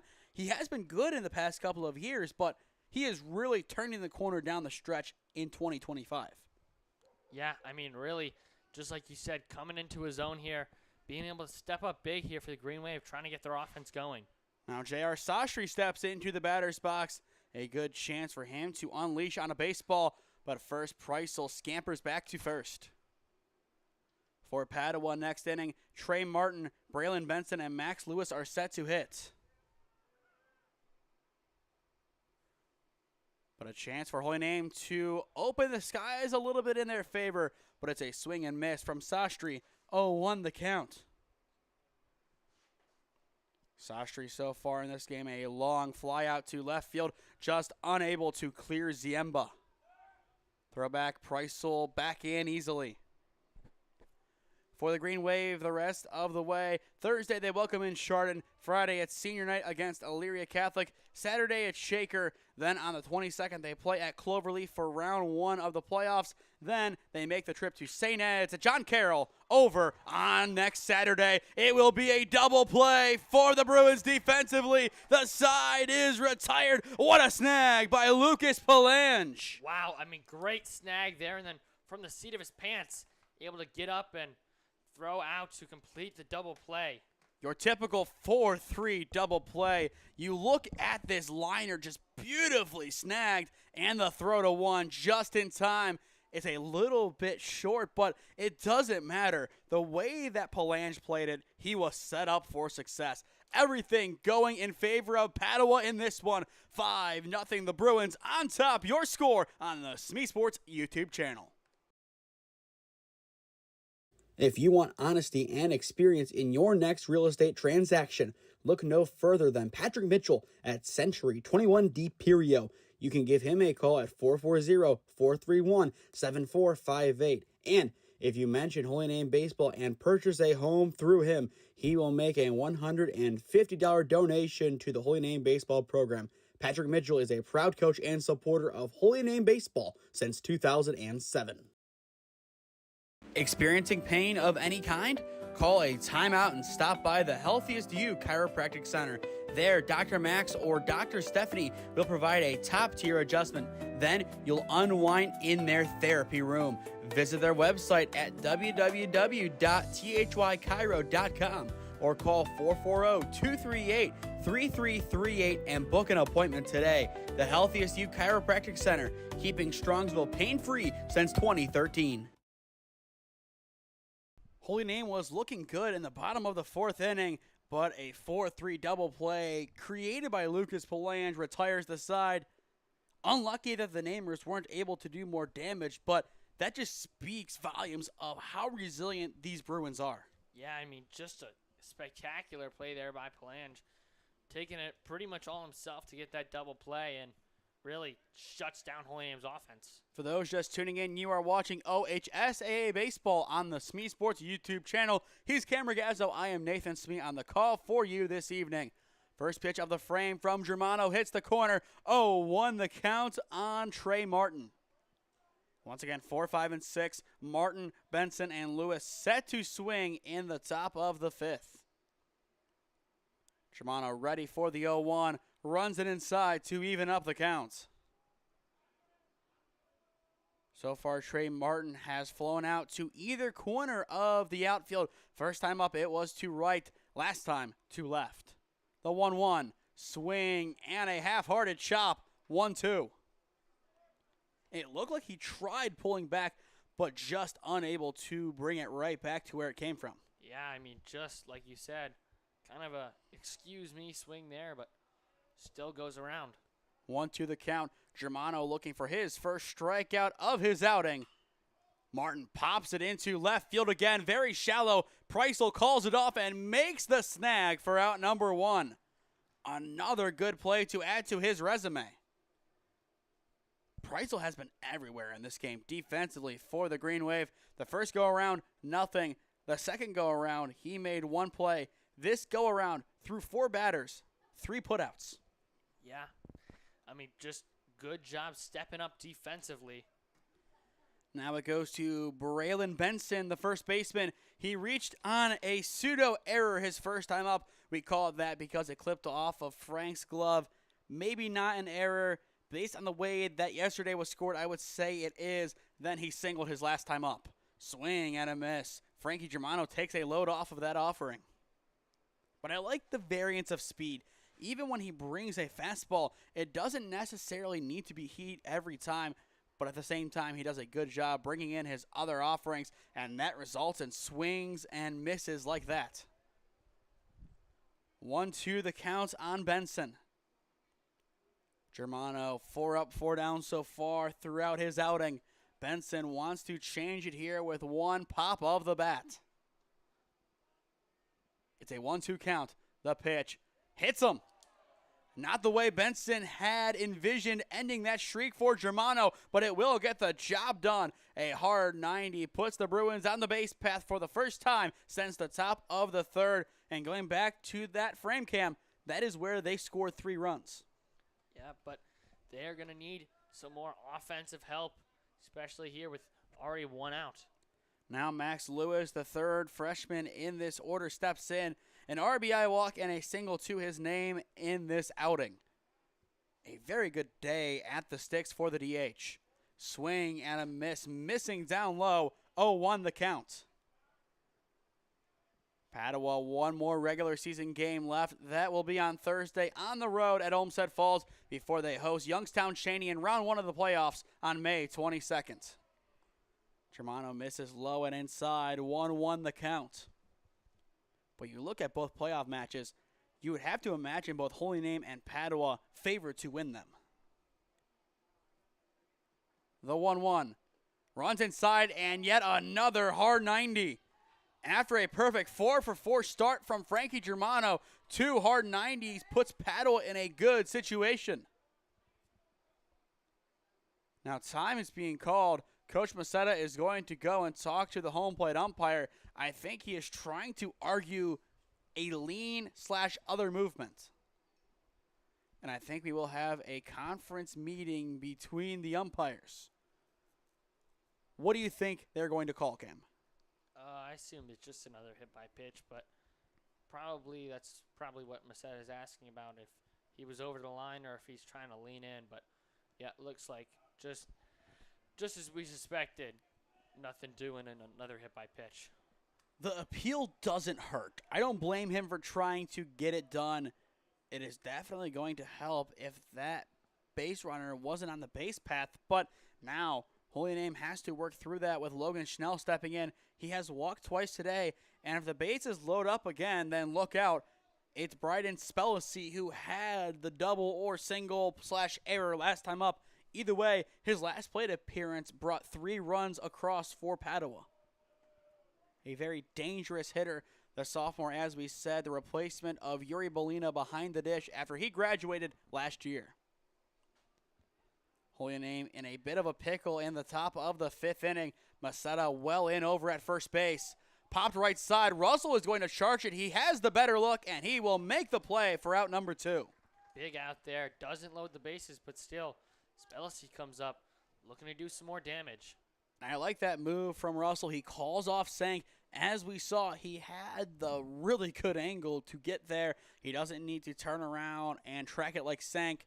Exactly what he needs to do, and that puts Holy Name one step closer to getting out of this inning. And I would say, you know, as a catcher, how difficult that one is to make.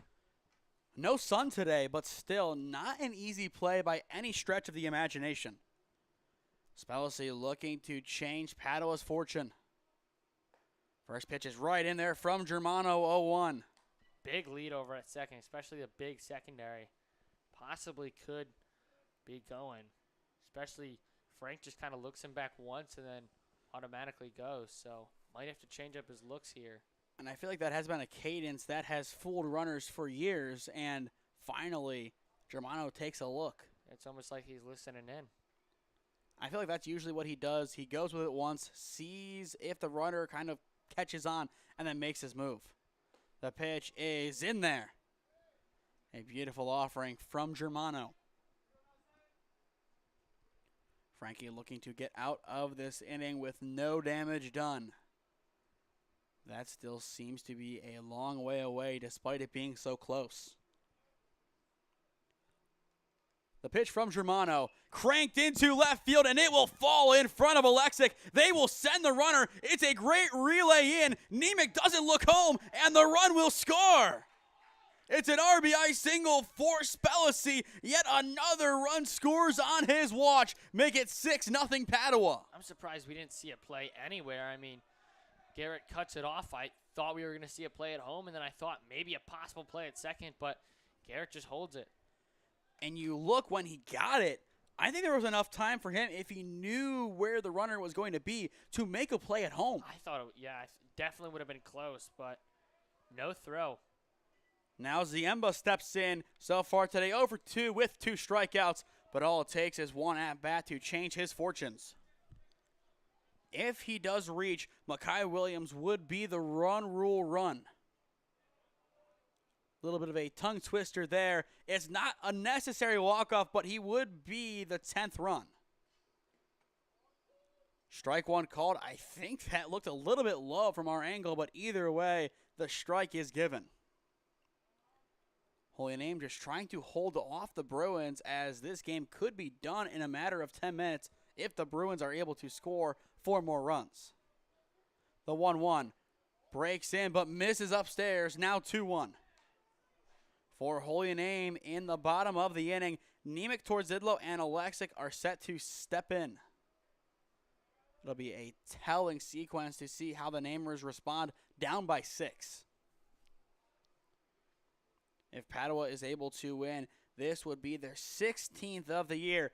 And Cam, you look at their rankings, Padua number 59 in Ohio according to MaxPreps. Holy Name number 249. The 2-1 runs upstairs for ball 3. Loading up the bases for Makai Williams is not at all what Holy Name wants to do. Absolutely not. It's probably the last thing you would want to do.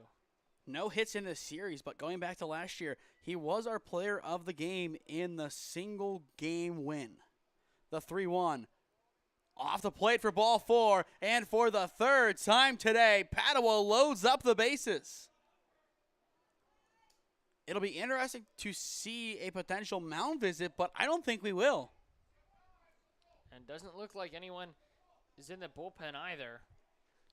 I think as we kind of suspected yesterday with Dom Marchetta, albeit this being pitcher number 2, Holy Name is going to live or die by Frankie Germano's arm. Especially with a tough Chardon coming in on Thursday.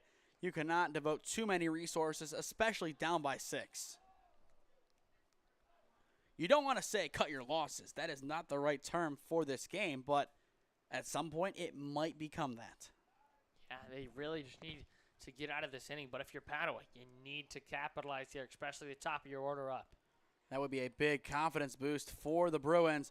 But Mekhi Williams so far just seeing 2 balls fly by. And you have to wonder what's going through his mind. I think he'd rather see a pitch he can hit because he knows after today, only 2 more guaranteed games. He does not want to end at 99 career hits at Padua. He wants triple digits. Here's the 2-0. Popped up high into left center field. A tough play to make as it stays in the air, but Alexic is able to get underneath it, and the side is retired. The bases load up for Padua, but no other damage done outside of Spelisi's RBI single. Middle of 5 at Ron Mottl Field. Holy Name down by a bunch, but still a chance to come back. 6-0, your score. Experiencing pain of any kind? Call a timeout and stop by the Healthiest You Chiropractic Center. There, Dr. Max or Dr. Stephanie will provide a top-tier adjustment. Then you'll unwind in their therapy room. Visit their website at www.thychiro.com or call 440-238-3338 and book an appointment today. The Healthiest You Chiropractic Center, keeping Strongsville pain-free since 2013. Looking to get in shape and join a great community? Look no further than CrossFit Strongsville. We offer classes taught by our amazing staff of coaches. If going solo is more your speed, stop in for our open gym hours. Visit our website at CrossFitStrongsville.com to learn more and view our schedule. Visit our new location at 12608 Alameda Drive in Strongsville. Strongsville CrossFit, you're worth it. You deserve to be healthier and happier. If you want honesty and experience in your next real estate transaction, look no further than Patrick Mitchell at Century 21 D Perio. You can give him a call at 440-431-7458. And if you mention Holy Name Baseball and purchase a home through him, he will make a $150 donation to the Holy Name Baseball program. Patrick Mitchell is a proud coach and supporter of Holy Name Baseball since 2007.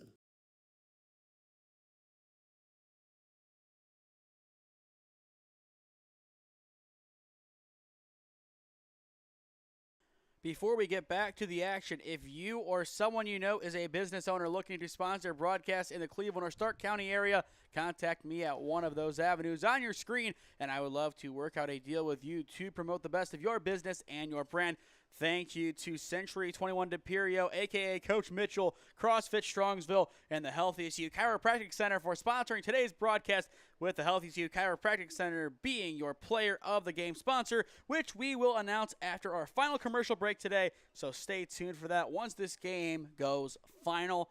Cam, we thought for a second it could be going final in this frame, but 6-0 the score. That will not be the case. Yep, looks like Holy Name's offense going to have to work just a little bit harder, and so is their pitching staff to try and keep this game going. It will be Nemec, Torzidlo, and Alexic stepping in this frame. I feel like if you score 3 runs here, you have a fighting chance to come back. That will help. It is a gapper for Garrett Nemec. It is down, but he will stay put at first. Either way, the leadoff man is aboard. Hit number 3 on the day for the Green Wave. Good job there by Williams to really not allow that to get by him, though. And I think he knows that he will come in to close this game most likely. So Martin needs 6 more outs, not much more damage. Mekhi is the closer, but we could see somebody else come in between if the wheels start to fall off in the bottom of the 5th. Now it is Torzidlo stepping in. 0 for 1 on the day with a fly out to Williams in center. Swing and a miss. Pulls off on that offering. 0-1 the count. This could be a big chance for the Green Wave to bite back. They need a response, and they need it quick. They came close in the first inning, but just unable to get themselves over the hump. The 0-1. Chop left side weakly. This could be a double play. Nemec will beat it out at second, but towards Zidlow out at first. A good hustle down the line. Either way, he is retired for out number 1. We will watch that one back to make sure that is the correct call. It was close, but I think towards Zidlow just not in time. I would have to agree. And based on that step from Lewis, I think the stretch is just enough to signal towards Zidlow's return. Now Alexic will step into the batter's box. He does have Nemec in scoring position. A chance for Holy Name to get on the board once again, but it is a first pitch strike on the outskirts of the zone.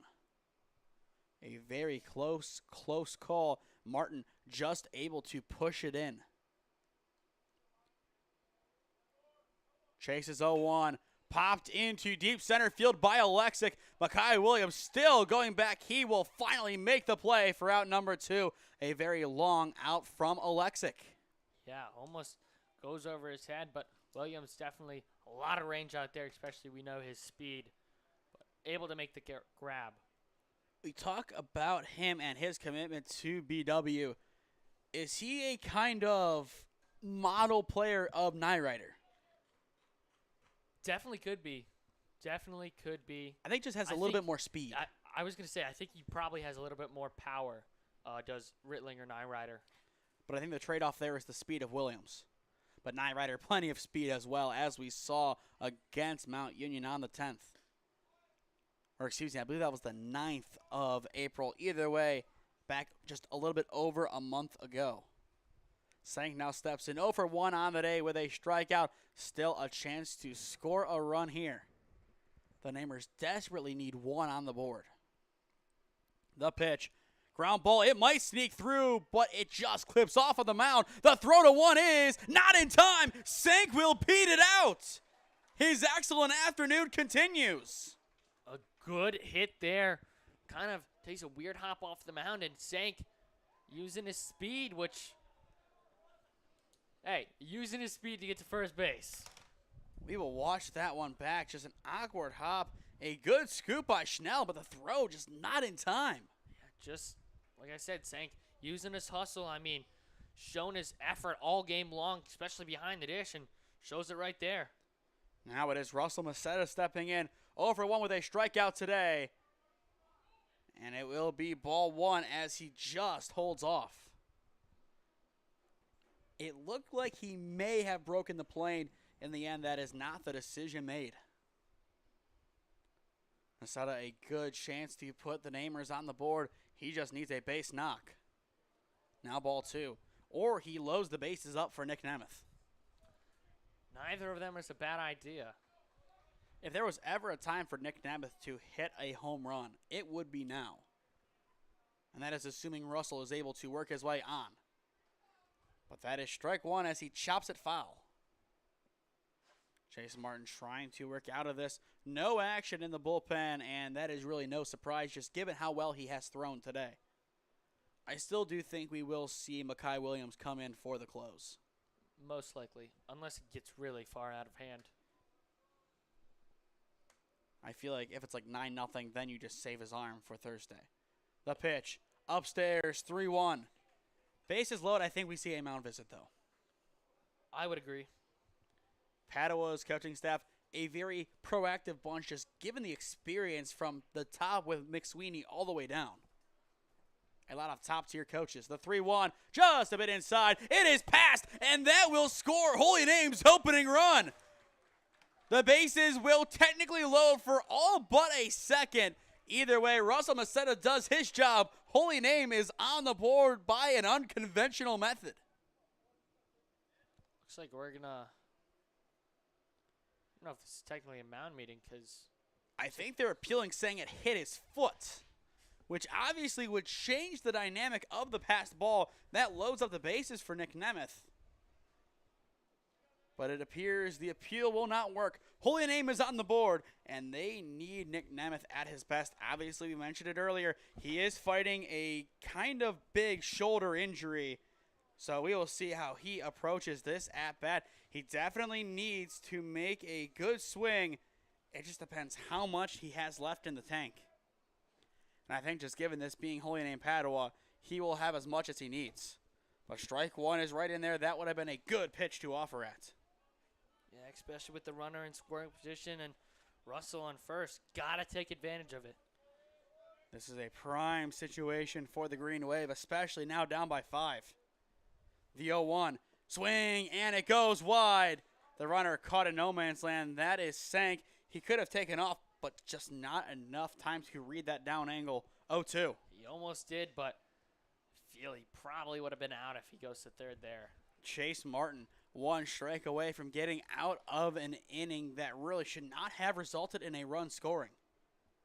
Either way, the 0-2, ground ball, it might sneak through, but instead Schnell has the shovel throw to second. It's in time, and the side is retired. A simple play, but a necessary one to get out of this inning.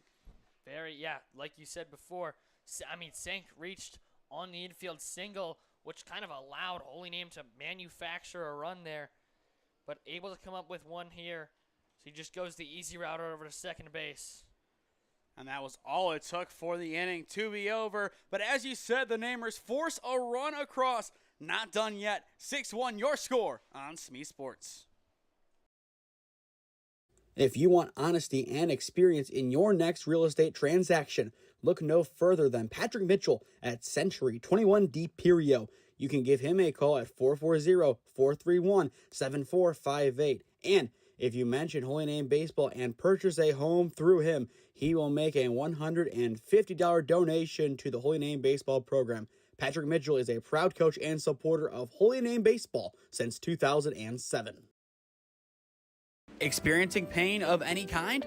Call a timeout and stop by the Healthiest You Chiropractic Center. There, Dr. Max or Dr. Stephanie will provide a top-tier adjustment. Then you'll unwind in their therapy room. Visit their website at www.thychiro.com or call 440-238-3338 and book an appointment today. The Healthiest You Chiropractic Center, keeping Strongsville pain-free since 2013. Looking to get in shape and join a great community? Look no further than CrossFit Strongsville. We offer classes taught by our amazing staff of coaches. If going solo is more your speed, stop in for our open gym hours. Visit our website at CrossFitStrongsville.com to learn more and view our schedule. Visit our new location at 12608 Alameda Drive in Strongsville. Strongsville CrossFit, you're worth it. You deserve to be healthier and happier.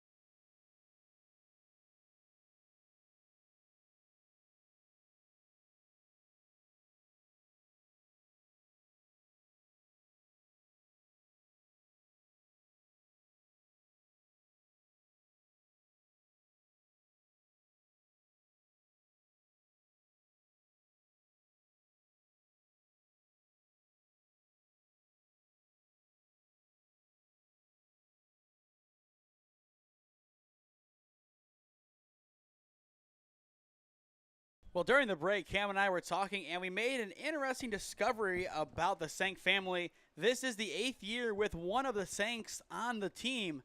This will be the final year. Jason finally graduated from college this past weekend. Nate graduating in a couple of days from Holy Name.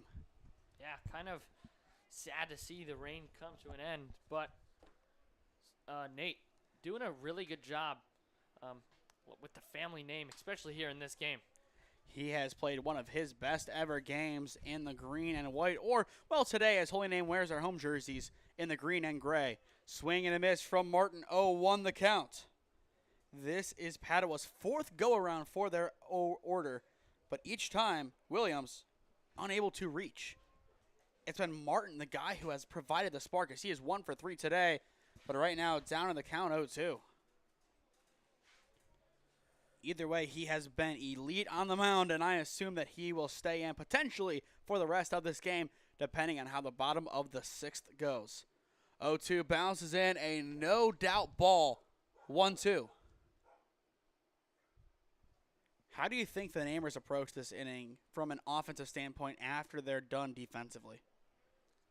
I mean, you got the main part of the order coming up. You got to be able to get runners on, and hopefully Sastry can drive them home, but you need to get those runners on first.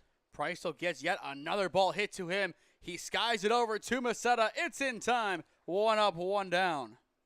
Yet another put out from Preissel today at short. This has been one of his best games in the green and white as well. Yeah, exactly. He's looked very solid defensively, and does he have a hit? I think he does. He does have a hit.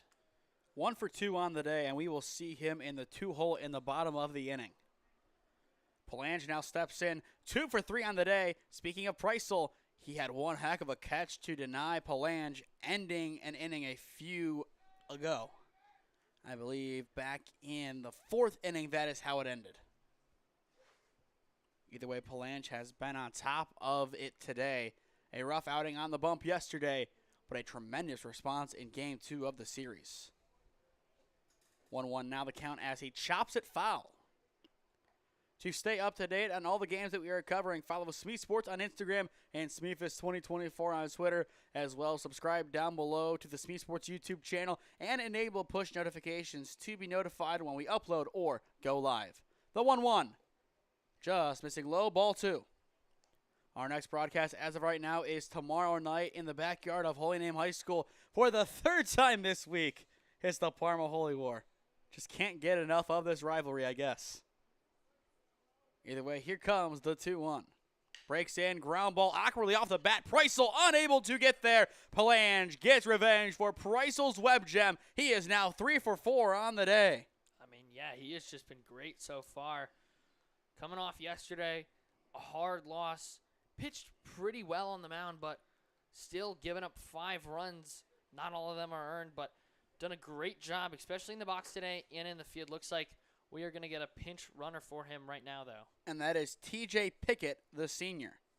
As well, I mentioned it earlier, we will not have any ads running for tomorrow's broadcast. We are doing it simply on behalf of Holy Name High School. No ads running, given it being an OHSAA playoff game. We do that to stay in accordance with their regulations on streaming. So every playoff game, most likely that we do this year, which will be for Holy Name Lacrosse and then potentially one for softball and the rest of baseball. No ads, but regular season games, we will still have them. And then once we hit the ground running for summer ball, no matter if it's a playoff game or not, we will have ads running just because it's not OHSAA sponsored, and the leagues we cover don't have any broadcast rules in those regards, especially since we are the broadcast partner. So I would hope not. Runner goes, the 1-0, chop just foul. And even in the meantime, Pickett loses his helmet. I lost the lid. And I think I mentioned it before, but officially our first game of the WRCL season is, well, game number 1. It is Premier, Ohio, taking on the Stark County Terriers. 6 p.m. first pitch at Walsh University in North Canton, June 2nd. A little ways away, but we will still have a 9-6-5 tournament before then, starting on May 30th, and as well potentially some of the locked-in high school basketball summer league, that starting on May 27th. Up until then, we still have games through the rest of this week. Friday at a minimum, as well as Thursday. Saturday is up in the air, as I could be in alliance for the regional tournament for Mount Union Baseball, as they have Rowan, Grove City, and Catholic coming in. Looking back to the Namer bullpen, no action as of right now. Same for Padua. 1-1 the count, the pitch. Popped into center field. I believe that is Hudak out there. He will make the play for out number 2. That is Hudak out there now. That is the switch that we expected to see a while ago. And that's also Svets at second. So a couple of defensive changes made by the Namers. And that's Vega in left. And that's Stibley in right. So a whole new outfield. And then Svets goes in at second. A lot of changes being made.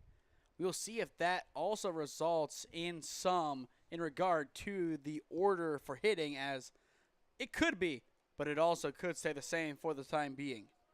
0-1 now the count on Benson, who so far today reached on an error, reached on a hard 90 and a base hit, and going back to that error once again, not necessarily an error, but based on the way yesterday was scored, I think that is what the decision would be. If those changes result to the batting order, it goes Stibley, Preissel, and Sastry. But we could see more than that. Runner goes, the 1-1. It's inside. It skips past Sank. Pickett, he will take an extra bag. From corner to corner he goes. Wow. I mean, really the worst time to get a pass ball going by you if you're Sank. Well, that's only one of two that he's let by today. And, I mean, like I said, kind of just worst-case scenario. Runner able to pick up on the pass ball and, like you said, first to third. Really gives Padua a good opportunity here to try and score. And that will put them up 7-1 in this game. I think one of the biggest margins of victory for the Bruins in this rivalry over the past couple of years. The pitch, blocked by Sank this time. A good redemption pick. But Pickett, that's why you bring him in with his speed alone on the base path. He is pretty much creating a potential run, or at least the opportunity for Benson to bring him home. Germano looking to get back into this at-bat. Fires it in. Ground ball, it's through. An RBI single for Braylon Benson. Make it 7-1. Padua on top. And just like to your point, really just manufactures that run. Pickett with his speed, able to get around the bases, and then Benson comes through with that clutch single. Officially his second hit of the day, taking his tally up to 9. If you don't count the error that we rule as an error, which it definitely could not be an error, that would be his 10th hit of the year. He had 7 entering and potentially 3 today, plus a free pass. He has reached all 4 times. To see that from a freshman, that is really, really impressive work. He has been elite today at first base. No Spencer Sedlecki, no problem. Another pass ball. He is now at second base. He will take the turn and stay put. But I think that was a big concern heading in for the Bruins. No Spencer. How would they respond? And the answer is we have his replacement ready to go. And clearly, he is varsity material right now. Yeah, I mean, exactly. Like we said before, I talked to Spencer before the game. Didn't know if he was going to play today. That ankle/leg still bothering him, but probably we talked about good idea of sitting it out, and obviously a good idea with how well Benson has been playing today. You might see him return against Olmsted Falls. Germano almost clipping Lewis. I thought that did hit him. I thought so too from this angle. After Max, the designated hitter, it will go to Logan Schnell, the shortstop. Padua on the verge of scoring their 8th run. It is in scoring position. The 1-0. Misses low, and it escapes Sank again. Ball 2. Run 8 now 90 feet away. Now Sank's going to go out and talk to Frankie. I mean, just a couple of pass balls really getting away from Sank this inning. It has been a tough finish for the Green Wave defense. Right now, their task is just to keep the game rolling into the next inning. Their defense trying to hold up their end. Their offense might have to put some work in. They need to put some work in. If this game is to be salvaged for the Green Wave, they need an explosive bottom of the 6th. We've seen them do it before, but the question is, can they do it right now? Pressure on against their rival. Only time will tell. But a very good count for Lewis in the meantime. Here's the 2-0 right in for strike 1. I don't think he really had any intention of swinging. I would agree. And you really cannot blame him for not swinging there. Not the pitch to offer at. Here's the 2-1. This one he could, and he will. Pops it into center field. It's an RBI single for Max Lewis. This day belongs to the class of 2028. Yet another impact play from a freshman. That is so weird saying class of 2028 because that's when I'm supposed to graduate college. And that's when they're graduating high school. I'm old. But yet another good swing from the Bruins. It's Lewis.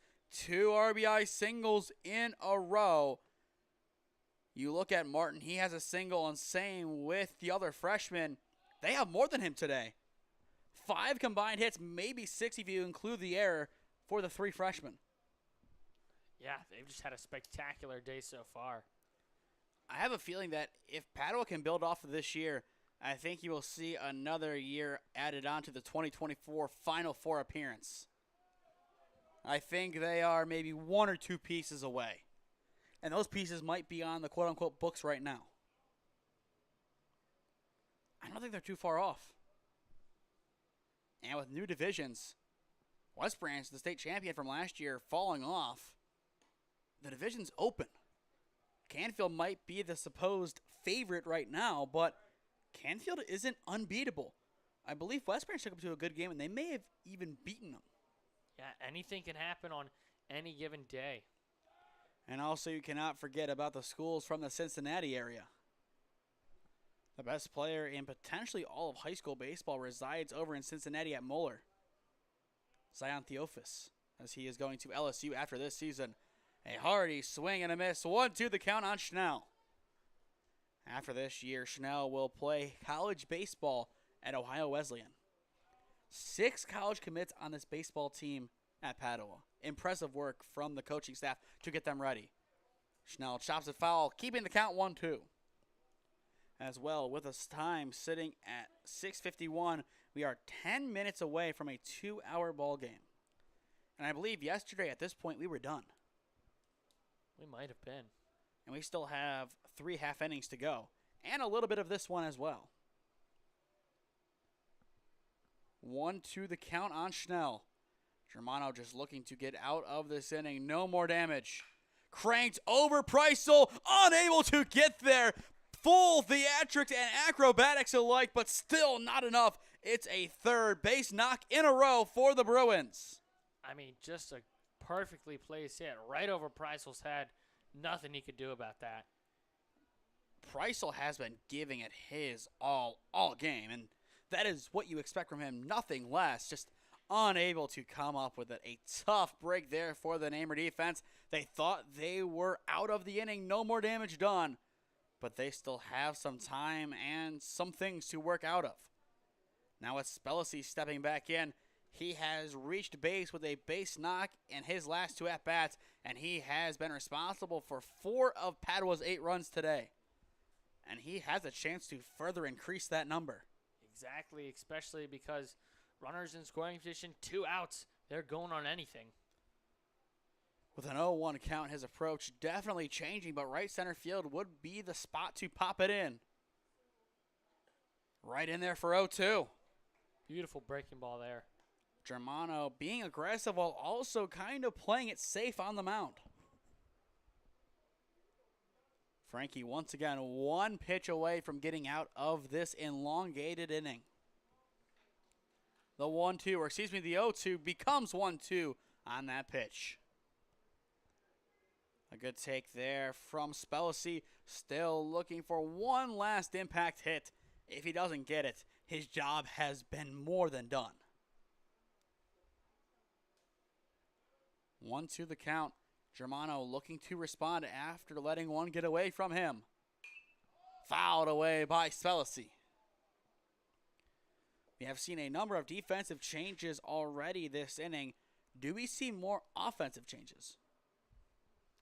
I assume those guys that have been slotted in will probably just stick in the batting order, as we were talking about before.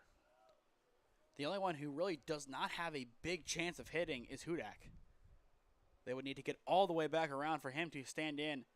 2 hits this year. Both came against North Olmsted on Saturday. If Spellacy is able to get on and the runs don't score, the bases would load for Padua. I believe that would be the 4th inning today that would happen. They have been tremendous with putting guys on in a spot to score. It's 1-2, the pitch. Upstairs, count now even. And as well, no action in the Namer bullpen. I wouldn't expect to see it. I mean, last inning, just at the end, we saw Hudak go into there just for a little bit. So I think if we do make a pitching change, it'll probably be Hudak in center. And you would need to bring somebody else into play out there because Frankie would not go to the field. He could. I don't know if he ever has on the varsity stage. 2-2 upstairs. It is full. I don't think he has in the varsity stage, but I know he's played outfield in his time before, and I don't even know who you would take off the bench at this point because you can't take Harrison out. I wouldn't put Nemeth back out there. You could put Alexic back out there and re-enter him, but I really don't know.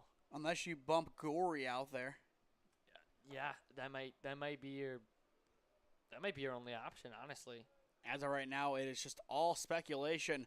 Germano, one pitch away still from getting out of this inning, but also one pitch away from loading the bases. Runners go, foul it away. And as well, if this inning continues, does that spell the end of Martin's day? Because he hasn't thrown in a while, and he has not been up and stretching. I expect we see him come out, at least warm up and see how he feels. Now, if it becomes 11-1, it's Mekhi Williams' time. Most likely, I would agree. A chance for Padua to load the bases once again. Germano trying to get out of the jam. The payoff pitch, it's upstairs. The bases indeed load again for Padua. Talk about a team in search of redemption after yesterday. They have come out with every bit of aggression. The run rule run now stands over at first base. Holy Name down by 7. The last thing they want is to get run ruled by the Bruins. Time will be called. We also could see Wisniewski re-enter to pitch. Looks like he might be making his way over the bullpen there with Don Marchetta, so possibly could see that. Once again, our next broadcast as of right now is tomorrow at Holy Name High School. They take on the Padua Bruins once again because why not one more Parma Holy War, this time back on the lacrosse field. 6 p.m. face-off to get us underway. That should be a very, very fun one. Both teams looking for a win. The winner will go to Cuyahoga Falls to take on Walsh later on in the week. Then on Thursday, we will be back here as Holy Name welcomes in Chardon, followed by Holy Name EC on Friday. Saturday, it could be nothing on the channel except for some press conferences from the Division III Regional at Mount Union. Or it could also be, if that does not happen, Holy Name and Shaker Heights Baseball. If that is the game that we go with, it will be a 12 p.m. first pitch live on the SmeeSports YouTube channel, as always. Then we flip to next week, and next week is just its own thing. We will get there once we have definitive answers for all of our questions, but it will be a lot lighter of a week. Ziemba, the 9-hitter, steps in, and he gets drilled. A hard 90 for the Bruins makes it 9-1, and we are back to the top of the order for Padua's 5th go-around. On the first pitch he sees as well. Mekhi Williams, a chance to pretty much put himself into the ballgame on the mound. No hits yet in the series. A very good track record in the years prior. Just unable to get it done across the last 2 days. But if he gets it done here, the run rule could be put into effect. The run rule run, 180 feet away. Chopped right side. Masetta picks it up and will make the play at 1. The side is retired. Good resilience by the Green Wave, but still, Padua gets the last laugh. They lead by 8. 9-1. The Bruins on top. Your score on SmeeSports. Experiencing pain of any kind? Call a timeout and stop by the Healthiest You Chiropractic Center. There, Dr. Max or Dr. Stephanie will provide a top-tier adjustment. Then you'll unwind in their therapy room. Visit their website at www.thychiro.com or call 440-238-3338 and book an appointment today. The Healthiest You Chiropractic Center, keeping Strongsville pain-free since 2013. Looking to get in shape and join a great community? Look no further than CrossFit Strongsville. We offer classes taught by our amazing staff of coaches. If going solo is more your speed, stop in for our open gym hours. Visit our website at CrossFitStrongsville.com to learn more and view our schedule. Visit our new location at 12608 Alameda Drive in Strongsville. Strongsville CrossFit, you're worth it. You deserve to be healthier and happier. If you want honesty and experience in your next real estate transaction, look no further than Patrick Mitchell at Century 21 D Perio. You can give him a call at 440-431-7458. And if you mention Holy Name Baseball and purchase a home through him, he will make a $150 donation to the Holy Name Baseball program. Patrick Mitchell is a proud coach and supporter of Holy Name Baseball since 2007.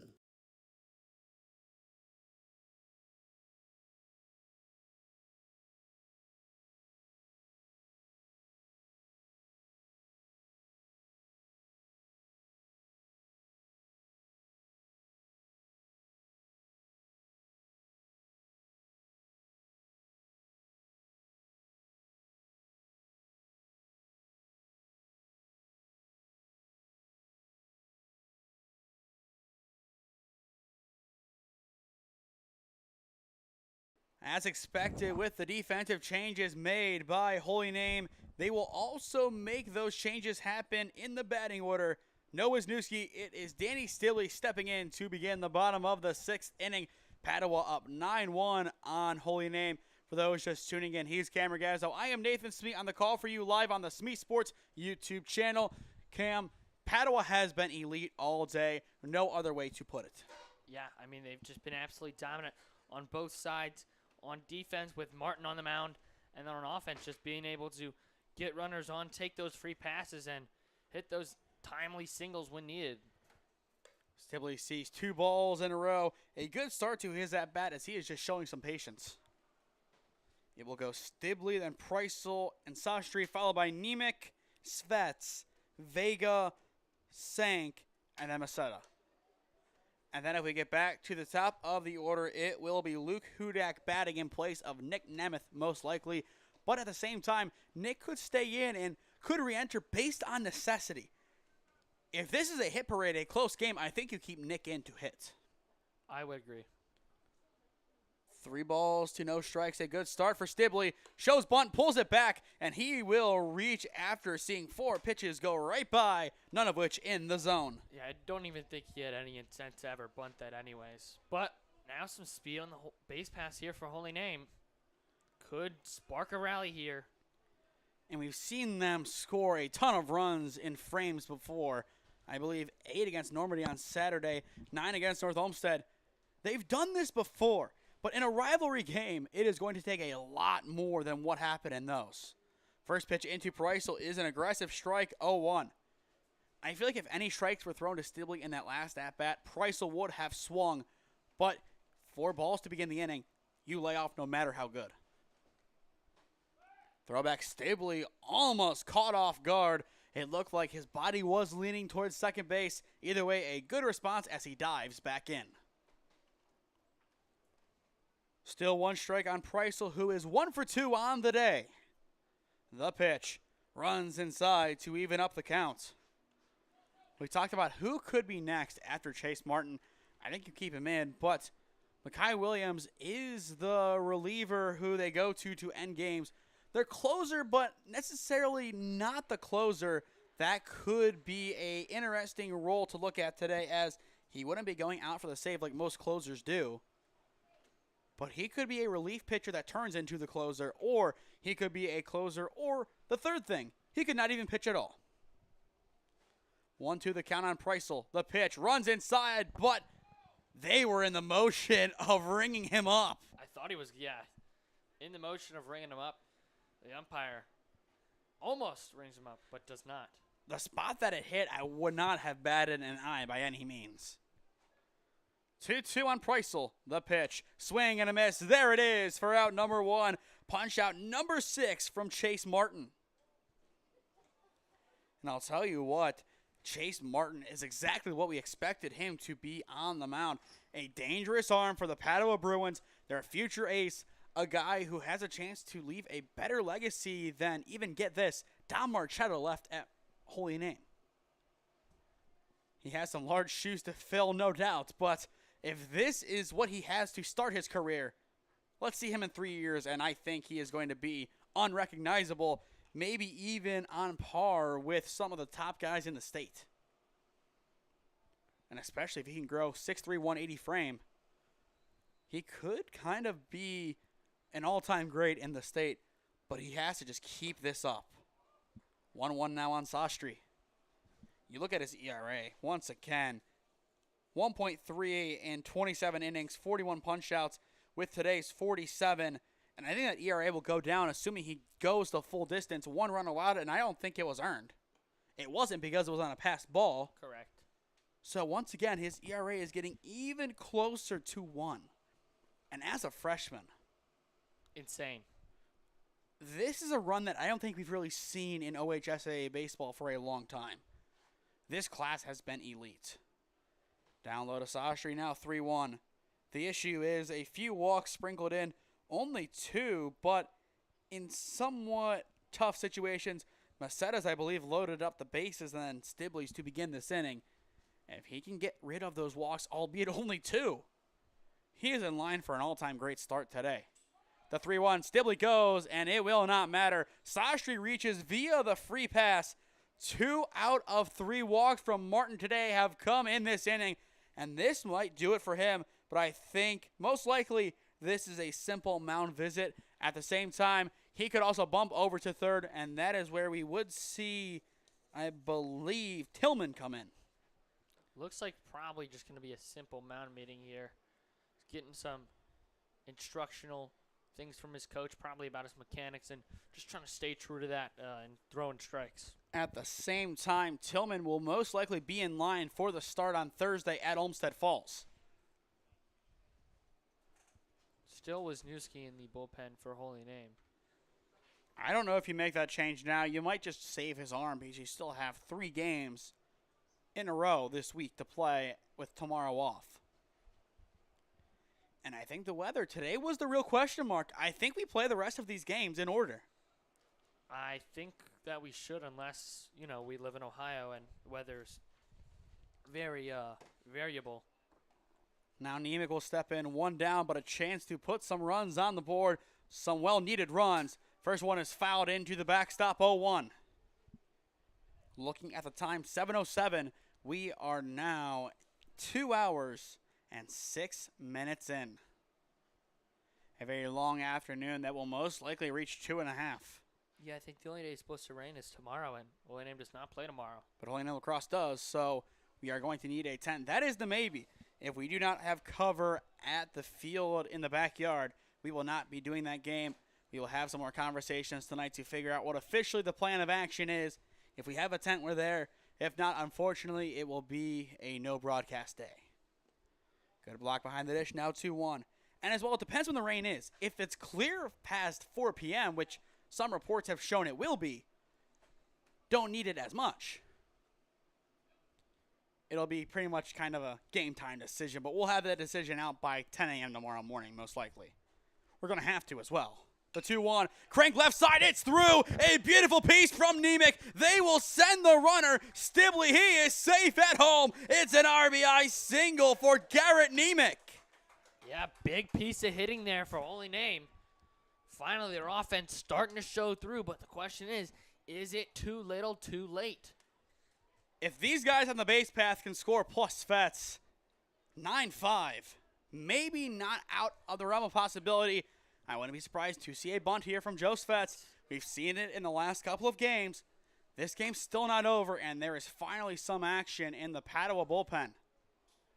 No real surprise there, as that is the first earned run allowed today from Martin. Swing and a miss from Svets as he pulls off 0-1. And now the question is, do we see some guys that were supposed to come in still come in? Alexei, it looks like his day is done as Vega will swing. But Vega, a beautiful piece last time we were on this field. Down low, a good block by Spelisi. Good pick, actually. He didn't even block it. He has been a great replacement for Yuri Belina. He has played about as well defensively as he did last year. But still a long career ahead of him at Padua. 2 more years. 1-2 now, the count on Svets. A good response from Chase Martin, as I'm sure he sees the action in the bullpen. He wants to hang in this one. He wants to finish what he started, especially in his first career pitching start against Holy Name. The 1-2 runs inside, almost hits Svets, but the count is now even. I'm sure the dugout wanted him to wear it too. Now, if the bases load, is that where you see the change made, or does Vega have the trust and complete confidence of Coach Macetta? We will find out. And it's strike 3 upstairs. Svets can't believe it. It's out number 2. We will watch that one back, Cam, but that looked just a bit in the sky. Yeah, that was a little bit high. I know Svets isn't that's all, but that's what the umpire called. I think it's above the letters. I think that's well out of the zone. Either way, 2 down now in the bottom of the 6th. It is Matt Vega stepping in. We will see what he can do. Chops it left side. Carrying foul in the end, 0-1. But Holy Name feeling really hard done by after that decision, which should have made it full. Yeah, but you got to roll with the punches. You got to control the things that you can control. And right now, Vega needs to get a base knock here and possibly score Sastry. Sastry will really need to get on his horse. We've seen him use some speed, but at the same time, do you risk it? Probably not. You see Sank up next. He had a single last time up. It's tough. But right now, his goal is to make contact down 0-2. Martin 1 strike away from his 8th punch out on the day. Truly an electric outing from Chase Martin. But his day will most likely be over after this inning. The 0-2, chop left side, carrying foul in the end once more. Count remains 0-2. For Padua in the top of the 7th inning, it is Chase Martin, Lucas Palange, and Trey Martin set to hit. That is the 2, 3, and 4 slots. A good amount of opportunities to make something happen. The 0-2, swing and a miss. Punch out number 8 on the day from Chase Martin retires the side. Absolutely dominant. Chase Martin, every intangible you'd want in your future ace, he has it. And in the biggest game of his pitching career thus far, he has shown it and then some. We will watch back this pitch just right in a good spot. Vega unable to catch up. 6 innings down, 1 to go at Ron Mottl Field. Padua on their way to evening up the season series against Holy Name in the Parma Holy War. Experiencing pain of any kind? Call a timeout and stop by the Healthiest You Chiropractic Center. There, Dr. Max or Dr. Stephanie will provide a top-tier adjustment. Then you'll unwind in their therapy room. Visit their website at www.thychiro.com or call 440-238-3338 and book an appointment today. The Healthiest You Chiropractic Center, keeping Strongsville pain-free since 2013. Looking to get in shape and join a great community? Look no further than CrossFit Strongsville. We offer classes taught by our amazing staff of coaches. If going solo is more your speed, stop in for our open gym hours. Visit our website at CrossFitStrongsville.com to learn more and view our schedule.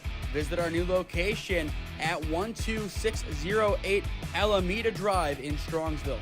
Strongsville CrossFit, you're worth it. You deserve to be healthier and happier. If you want honesty and experience in your next real estate transaction, look no further than Patrick Mitchell at Century 21D Perio. You can give him a call at 440-431-7458. And if you mention Holy Name Baseball and purchase a home through him, he will make a $150 donation to the Holy Name Baseball program. Patrick Mitchell is a proud coach and supporter of Holy Name Baseball since 2007.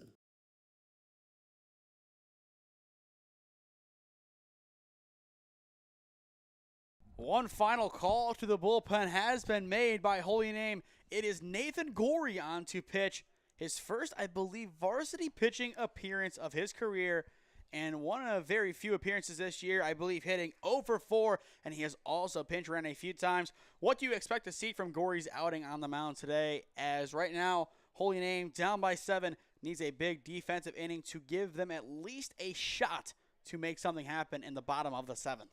I expect him just to probably come out here and throw as many strikes as he can, try and get 3 quick outs. to get Holy Name's offense back up for their final time. For Holy Name, next inning, it is going to be Sank, Masetta, and either Nemeth or Hudak. Given the scenario, I think Hudak will go out there and take some cuts.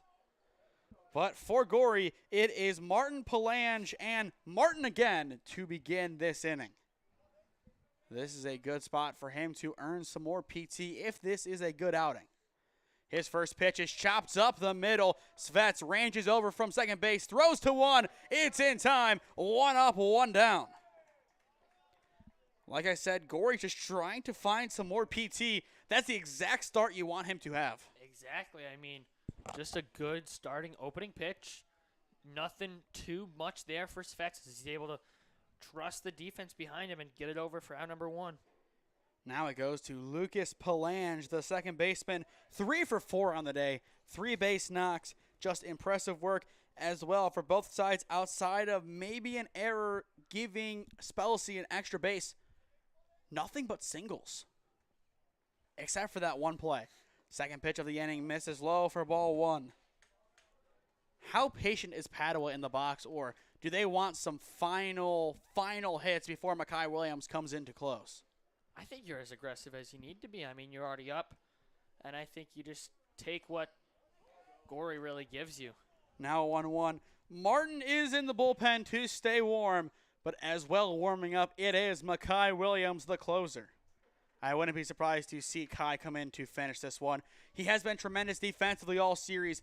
Why not have one final outing on the mound? Over to Svets. He has it again. 2 up, 2 down.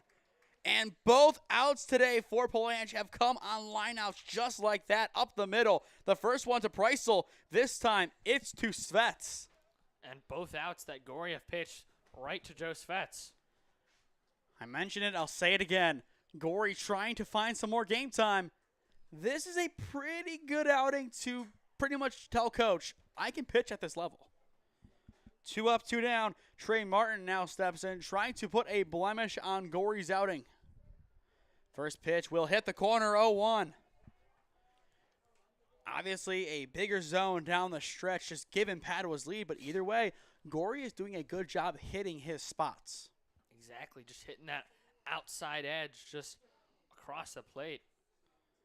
Goes for the 0-1 now, 0-2. As well, I think Sank bringing it in just enough for the decision. Gorey 1 strike away from a 1-2-3 inning. That would be a great job done by him. Martin trying to find something, most likely an outside pitch. The 0-2 goes to the corner, and it is just off the plate. I think the entire infield moved on that. I think that one was the best pitch out of all 3, and Coach Masetta is saying that, and I think with due cause. Now, albeit it could be a 2-1 count, but either way, it's 1-2. That is the victory Holy Name will take in this instance. Inside, ground ball left side, it is through. Trey Martin will reach a good bit of hitting from the right fielder. That's exactly what Padua wanted. If you give the Bruins a chance to do some damage, Cam, look out. They are going to do something. Yeah, I mean, kind of letting them back in here, but you're really, already up by multiple runs. Like you were talking about earlier, how aggressive you're going to be. I think they're going to do all they can, possibly stealing a base here and there and just trying to add on to their lead. And I think the celebrations from Holy Name yesterday that you saw on social media, that is really what is motivating the Bruins, as this could be a gapper. It will fall in front of Stibley. They will send Martin to third. The tag is not in time. He beat the tag, and I think that is one heck of a call in the right direction made by the umpire, as I think somehow in some way Martin got around it. We're going to watch that back, as Holy Name fans are quite upset here. And I don't really think there's a case to be made that he wasn't safe. He's safe. He's in there. I think he was in there. What a job by Trey Martin. Good throw there by Stibley. Good tag by Garrett, but I just think he was able to get in there with enough time, as Coach Masetta pleading his case. Yet another great move made. Cam, he has been Houdini on the base path. And now there will be a conference between the umpires. Do we see a reversal? And there it is! Wow! Wow, I don't know about that one in the end, Cam. It was close. Either way, the side is retired. An excellent play by Stibley and Wright. Now Padua, they want an explanation. But one explanation that we will be given is who will be the final pitcher of today. And as you see on your screen, the ceremonious toss from the ace of the future to the closer of the now. It is Makai Williams on to close. In your mind, play Enter Sandman as we go to break.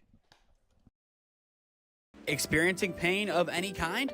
Call a timeout and stop by the Healthiest You Chiropractic Center. There, Dr. Max or Dr. Stephanie will provide a top-tier adjustment. Then you'll unwind in their therapy room. Visit their website at www.thychiro.com or call 440-238-3338 and book an appointment today. The Healthiest You Chiropractic Center, keeping Strongsville pain-free since 2013. Looking to get in shape and join a great community? Look no further than CrossFit Strongsville. We offer classes taught by our amazing staff of coaches. If going solo is more your speed, stop in for our open gym hours. Visit our website at CrossFitStrongsville.com to learn more and view our schedule. Visit our new location at 12608 Alameda Drive in Strongsville. Strongsville CrossFit, you're worth it. You deserve to be healthier and happier. If you want honesty and experience in your next real estate transaction, look no further than Patrick Mitchell at Century 21 D Perio. You can give him a call at 440-431-7458. And if you mention Holy Name Baseball and purchase a home through him, he will make a $150 donation to the Holy Name Baseball program. Patrick Mitchell is a proud coach and supporter of Holy Name Baseball since 2007.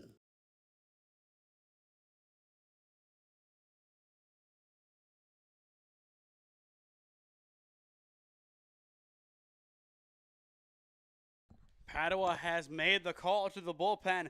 Makai Williams on to close. Cam, we've seen him in the past pitch against Holy Name, and whenever Makai comes on, he usually brings some of his best stuff. So far this year, he has been pretty much as good as we expected him to be. A .75 ERA and 18.2 innings pitched, 19 punch-outs. That is very good closer material. Fouled away by Sank, now 0-2. But for the Green Wave in the final frame of the game, 8-9-1 set to hit. Makai Williams looking for punch out number 20 on the year. Won't get it there as it will skip away from Spellacy. This game definitely coming to a very slow final. And as well, stay tuned after the game concludes. One final commercial break. Then we announce the Healthiest You Chiropractic Center player of the game. Getting underneath it at short is now, and he will make the play for out number 1. I believe Chase Martin does stay in the game for the Bruins, and he will be out in left, I believe. Unless they move the infield around. Either way, center field, that's the tough one we want to see. I think Chase Martin might be over at second, and then Palange is at third, I think. I believe that is the correct change. In center field, it is Ziemba. Now 0-1 the count on Macetta.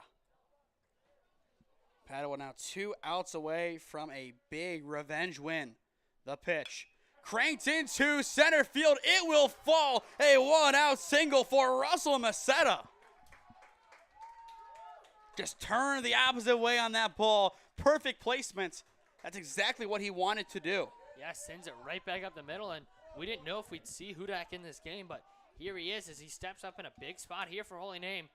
Need 7 runs to keep this game going here in this inning, especially against a very tough closer. Ground ball up the middle. This could do it.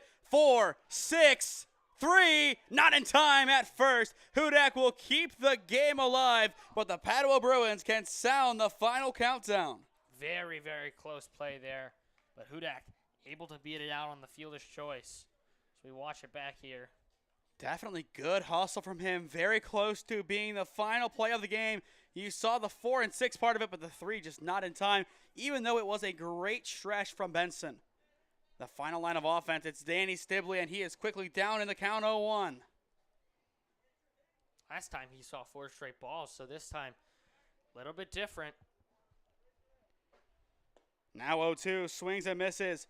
One final score to report from Austintown Fitch High School. Alliance redemption from yesterday takes down the Falcons 5-3, your final. 0-2 the count. Makai Williams looking to seal the deal. He does on the outside corner, and Padua will split the season series with Holy Name 9-2, your final. Yeah, just a very, very resounding win all around from Padua today as they take down the rivals. Like you said, evens up the season series 1-1. As we watch back, nice curveball slash slider slurve there. Just hits the outside edge, and nothing Stibley can do, really.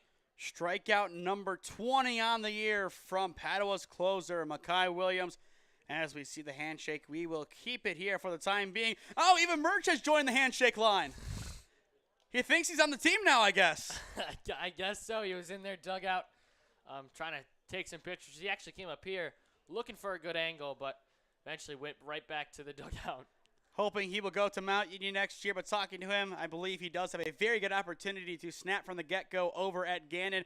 Wherever he goes, best of luck. He has collabed with us in the past. Always love to see Murch. Hoping to see him tomorrow at the Parma Holy War over in the backyard. That'll be a fun game. We will preview it, assuming that we are doing it. I think we're going to find a way, even if we have to go find another tent from any possible source to do the game. I think if there's a will, there's a way. And Cam, you have a tent? I do have a tent. Depending on placement, I think we will be there then. I assume so. I mean, I know Holy Name definitely has a tent. But that is they used will be for used the scorer's table on that one. Mr. Ronco does not want to get wet watching Tommy play. I don't want. Well, we don't want our stuff to get wet. We will most likely be doing that game tomorrow. The conversation will be had tonight with the athletic department as to where we set up and all that. But first, one final commercial break as promised, and then we will announce the Healthiest You Chiropractic Center player of the game. Experiencing pain of any kind? Call a timeout and stop by the Healthiest You Chiropractic Center. There, Dr. Max or Dr. Stephanie will provide a top-tier adjustment. Then you'll unwind in their therapy room. Visit their website at www.thychiro.com or call 440-238-3338 and book an appointment today. The Healthiest You Chiropractic Center, keeping Strongsville pain-free since 2013. Looking to get in shape and join a great community? Look no further than CrossFit Strongsville. We offer classes taught by our amazing staff of coaches. If going solo is more your speed, stop in for our open gym hours. Visit our website at CrossFitStrongsville.com to learn more and view our schedule. Visit our new location at 12608 Alameda Drive in Strongsville. Strongsville CrossFit, you're worth it. You deserve to be healthier and happier. If you want honesty and experience in your next real estate transaction, look no further than Patrick Mitchell at Century 21 D Perio. You can give him a call at 440-431-7458. And if you mention Holy Name Baseball and purchase a home through him, he will make a $150 donation to the Holy Name Baseball program. Patrick Mitchell is a proud coach and supporter of Holy Name Baseball since 2007.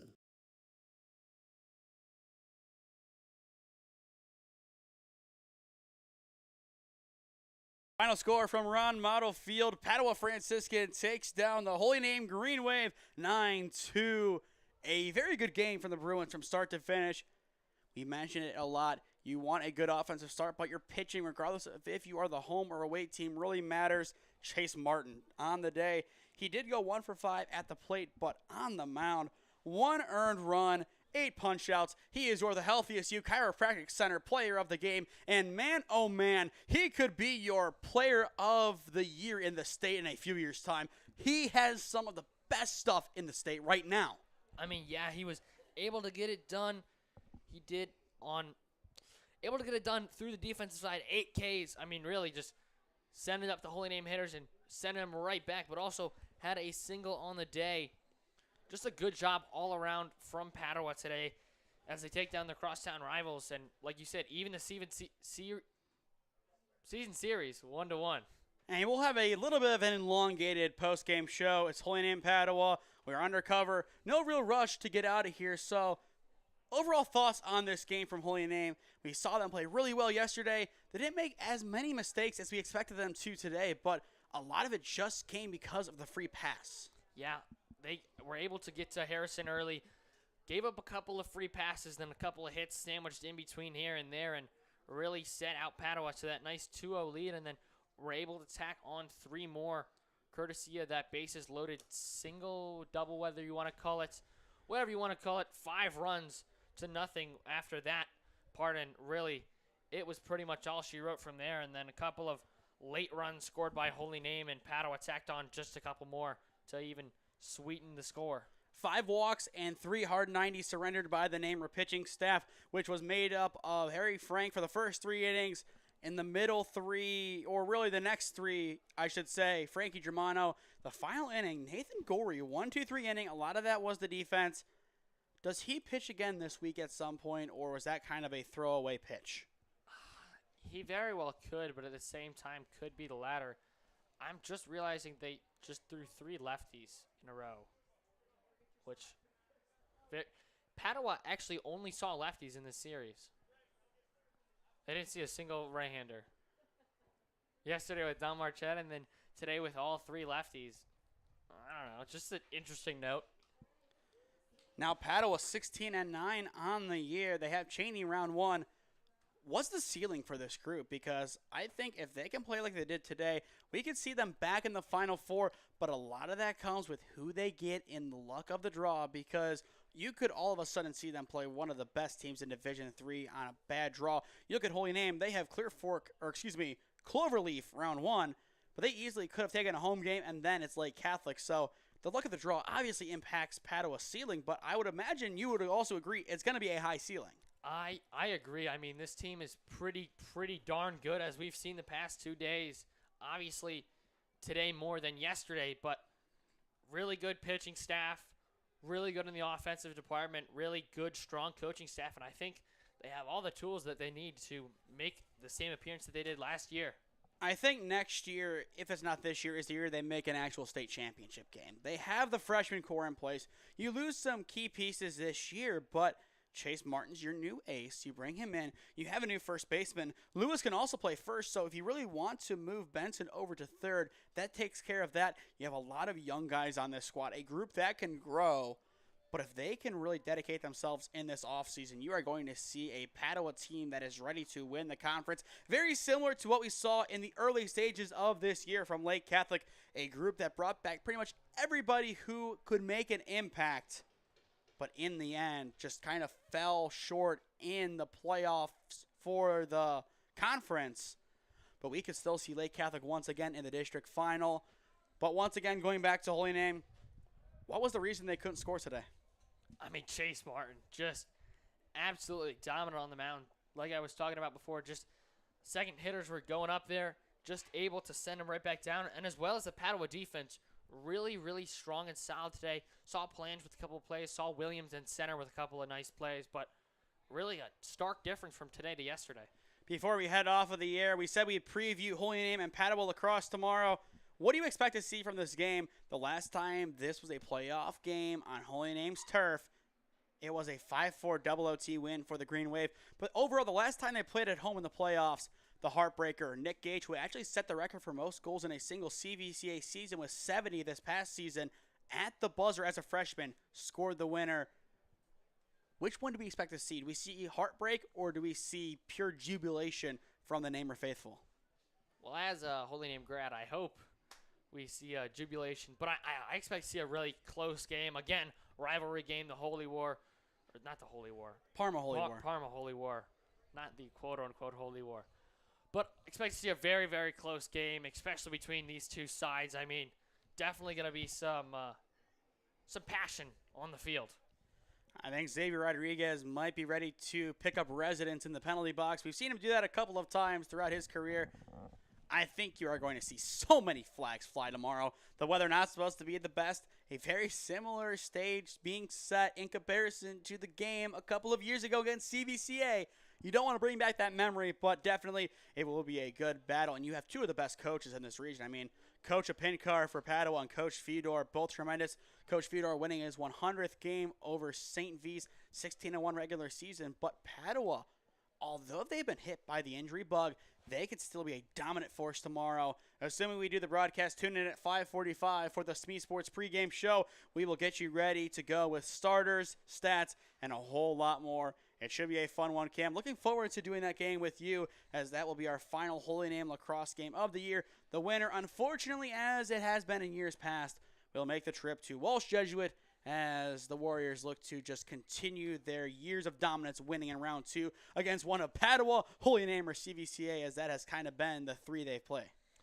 Yeah, but, always an upset could be in the works, especially from either of these two teams. So you will have to tune in tomorrow and find out the winner of that game. In the meantime, to stay up to date on all the games that we are covering, follow SmeeSports on Instagram and SmeeFist2024 on Twitter. As well, subscribe down below to the SmeeSports YouTube channel. Enable push notifications to be notified when we upload or go live. We are trying to hit 3,500 subscribers by the end of this year. So if you are new, go down below and subscribe. It costs nothing and greatly helps out our efforts here at SmeeSports. As well, if you go to SmeeSports.com, you can tip us / donate to the cause. A lot goes into these broadcasts. So if you are feeling generous in a monetary fashion, go on there and leave us a tip. Or as well, you can become a broadcast sponsor just like our 3 today, including our player of the game sponsor, the Healthy You Chiropractic Center, CrossFit Strongsville, and Century 21 DePerio, a.k.a. Coach Mitchell. Thank you to all 3 once again for sponsoring today's broadcast, with Chiro being our player of the game sponsor. It's affordable. You get a lot of games in, a lot of good visibility across Northeast Ohio or potentially the Stark County area.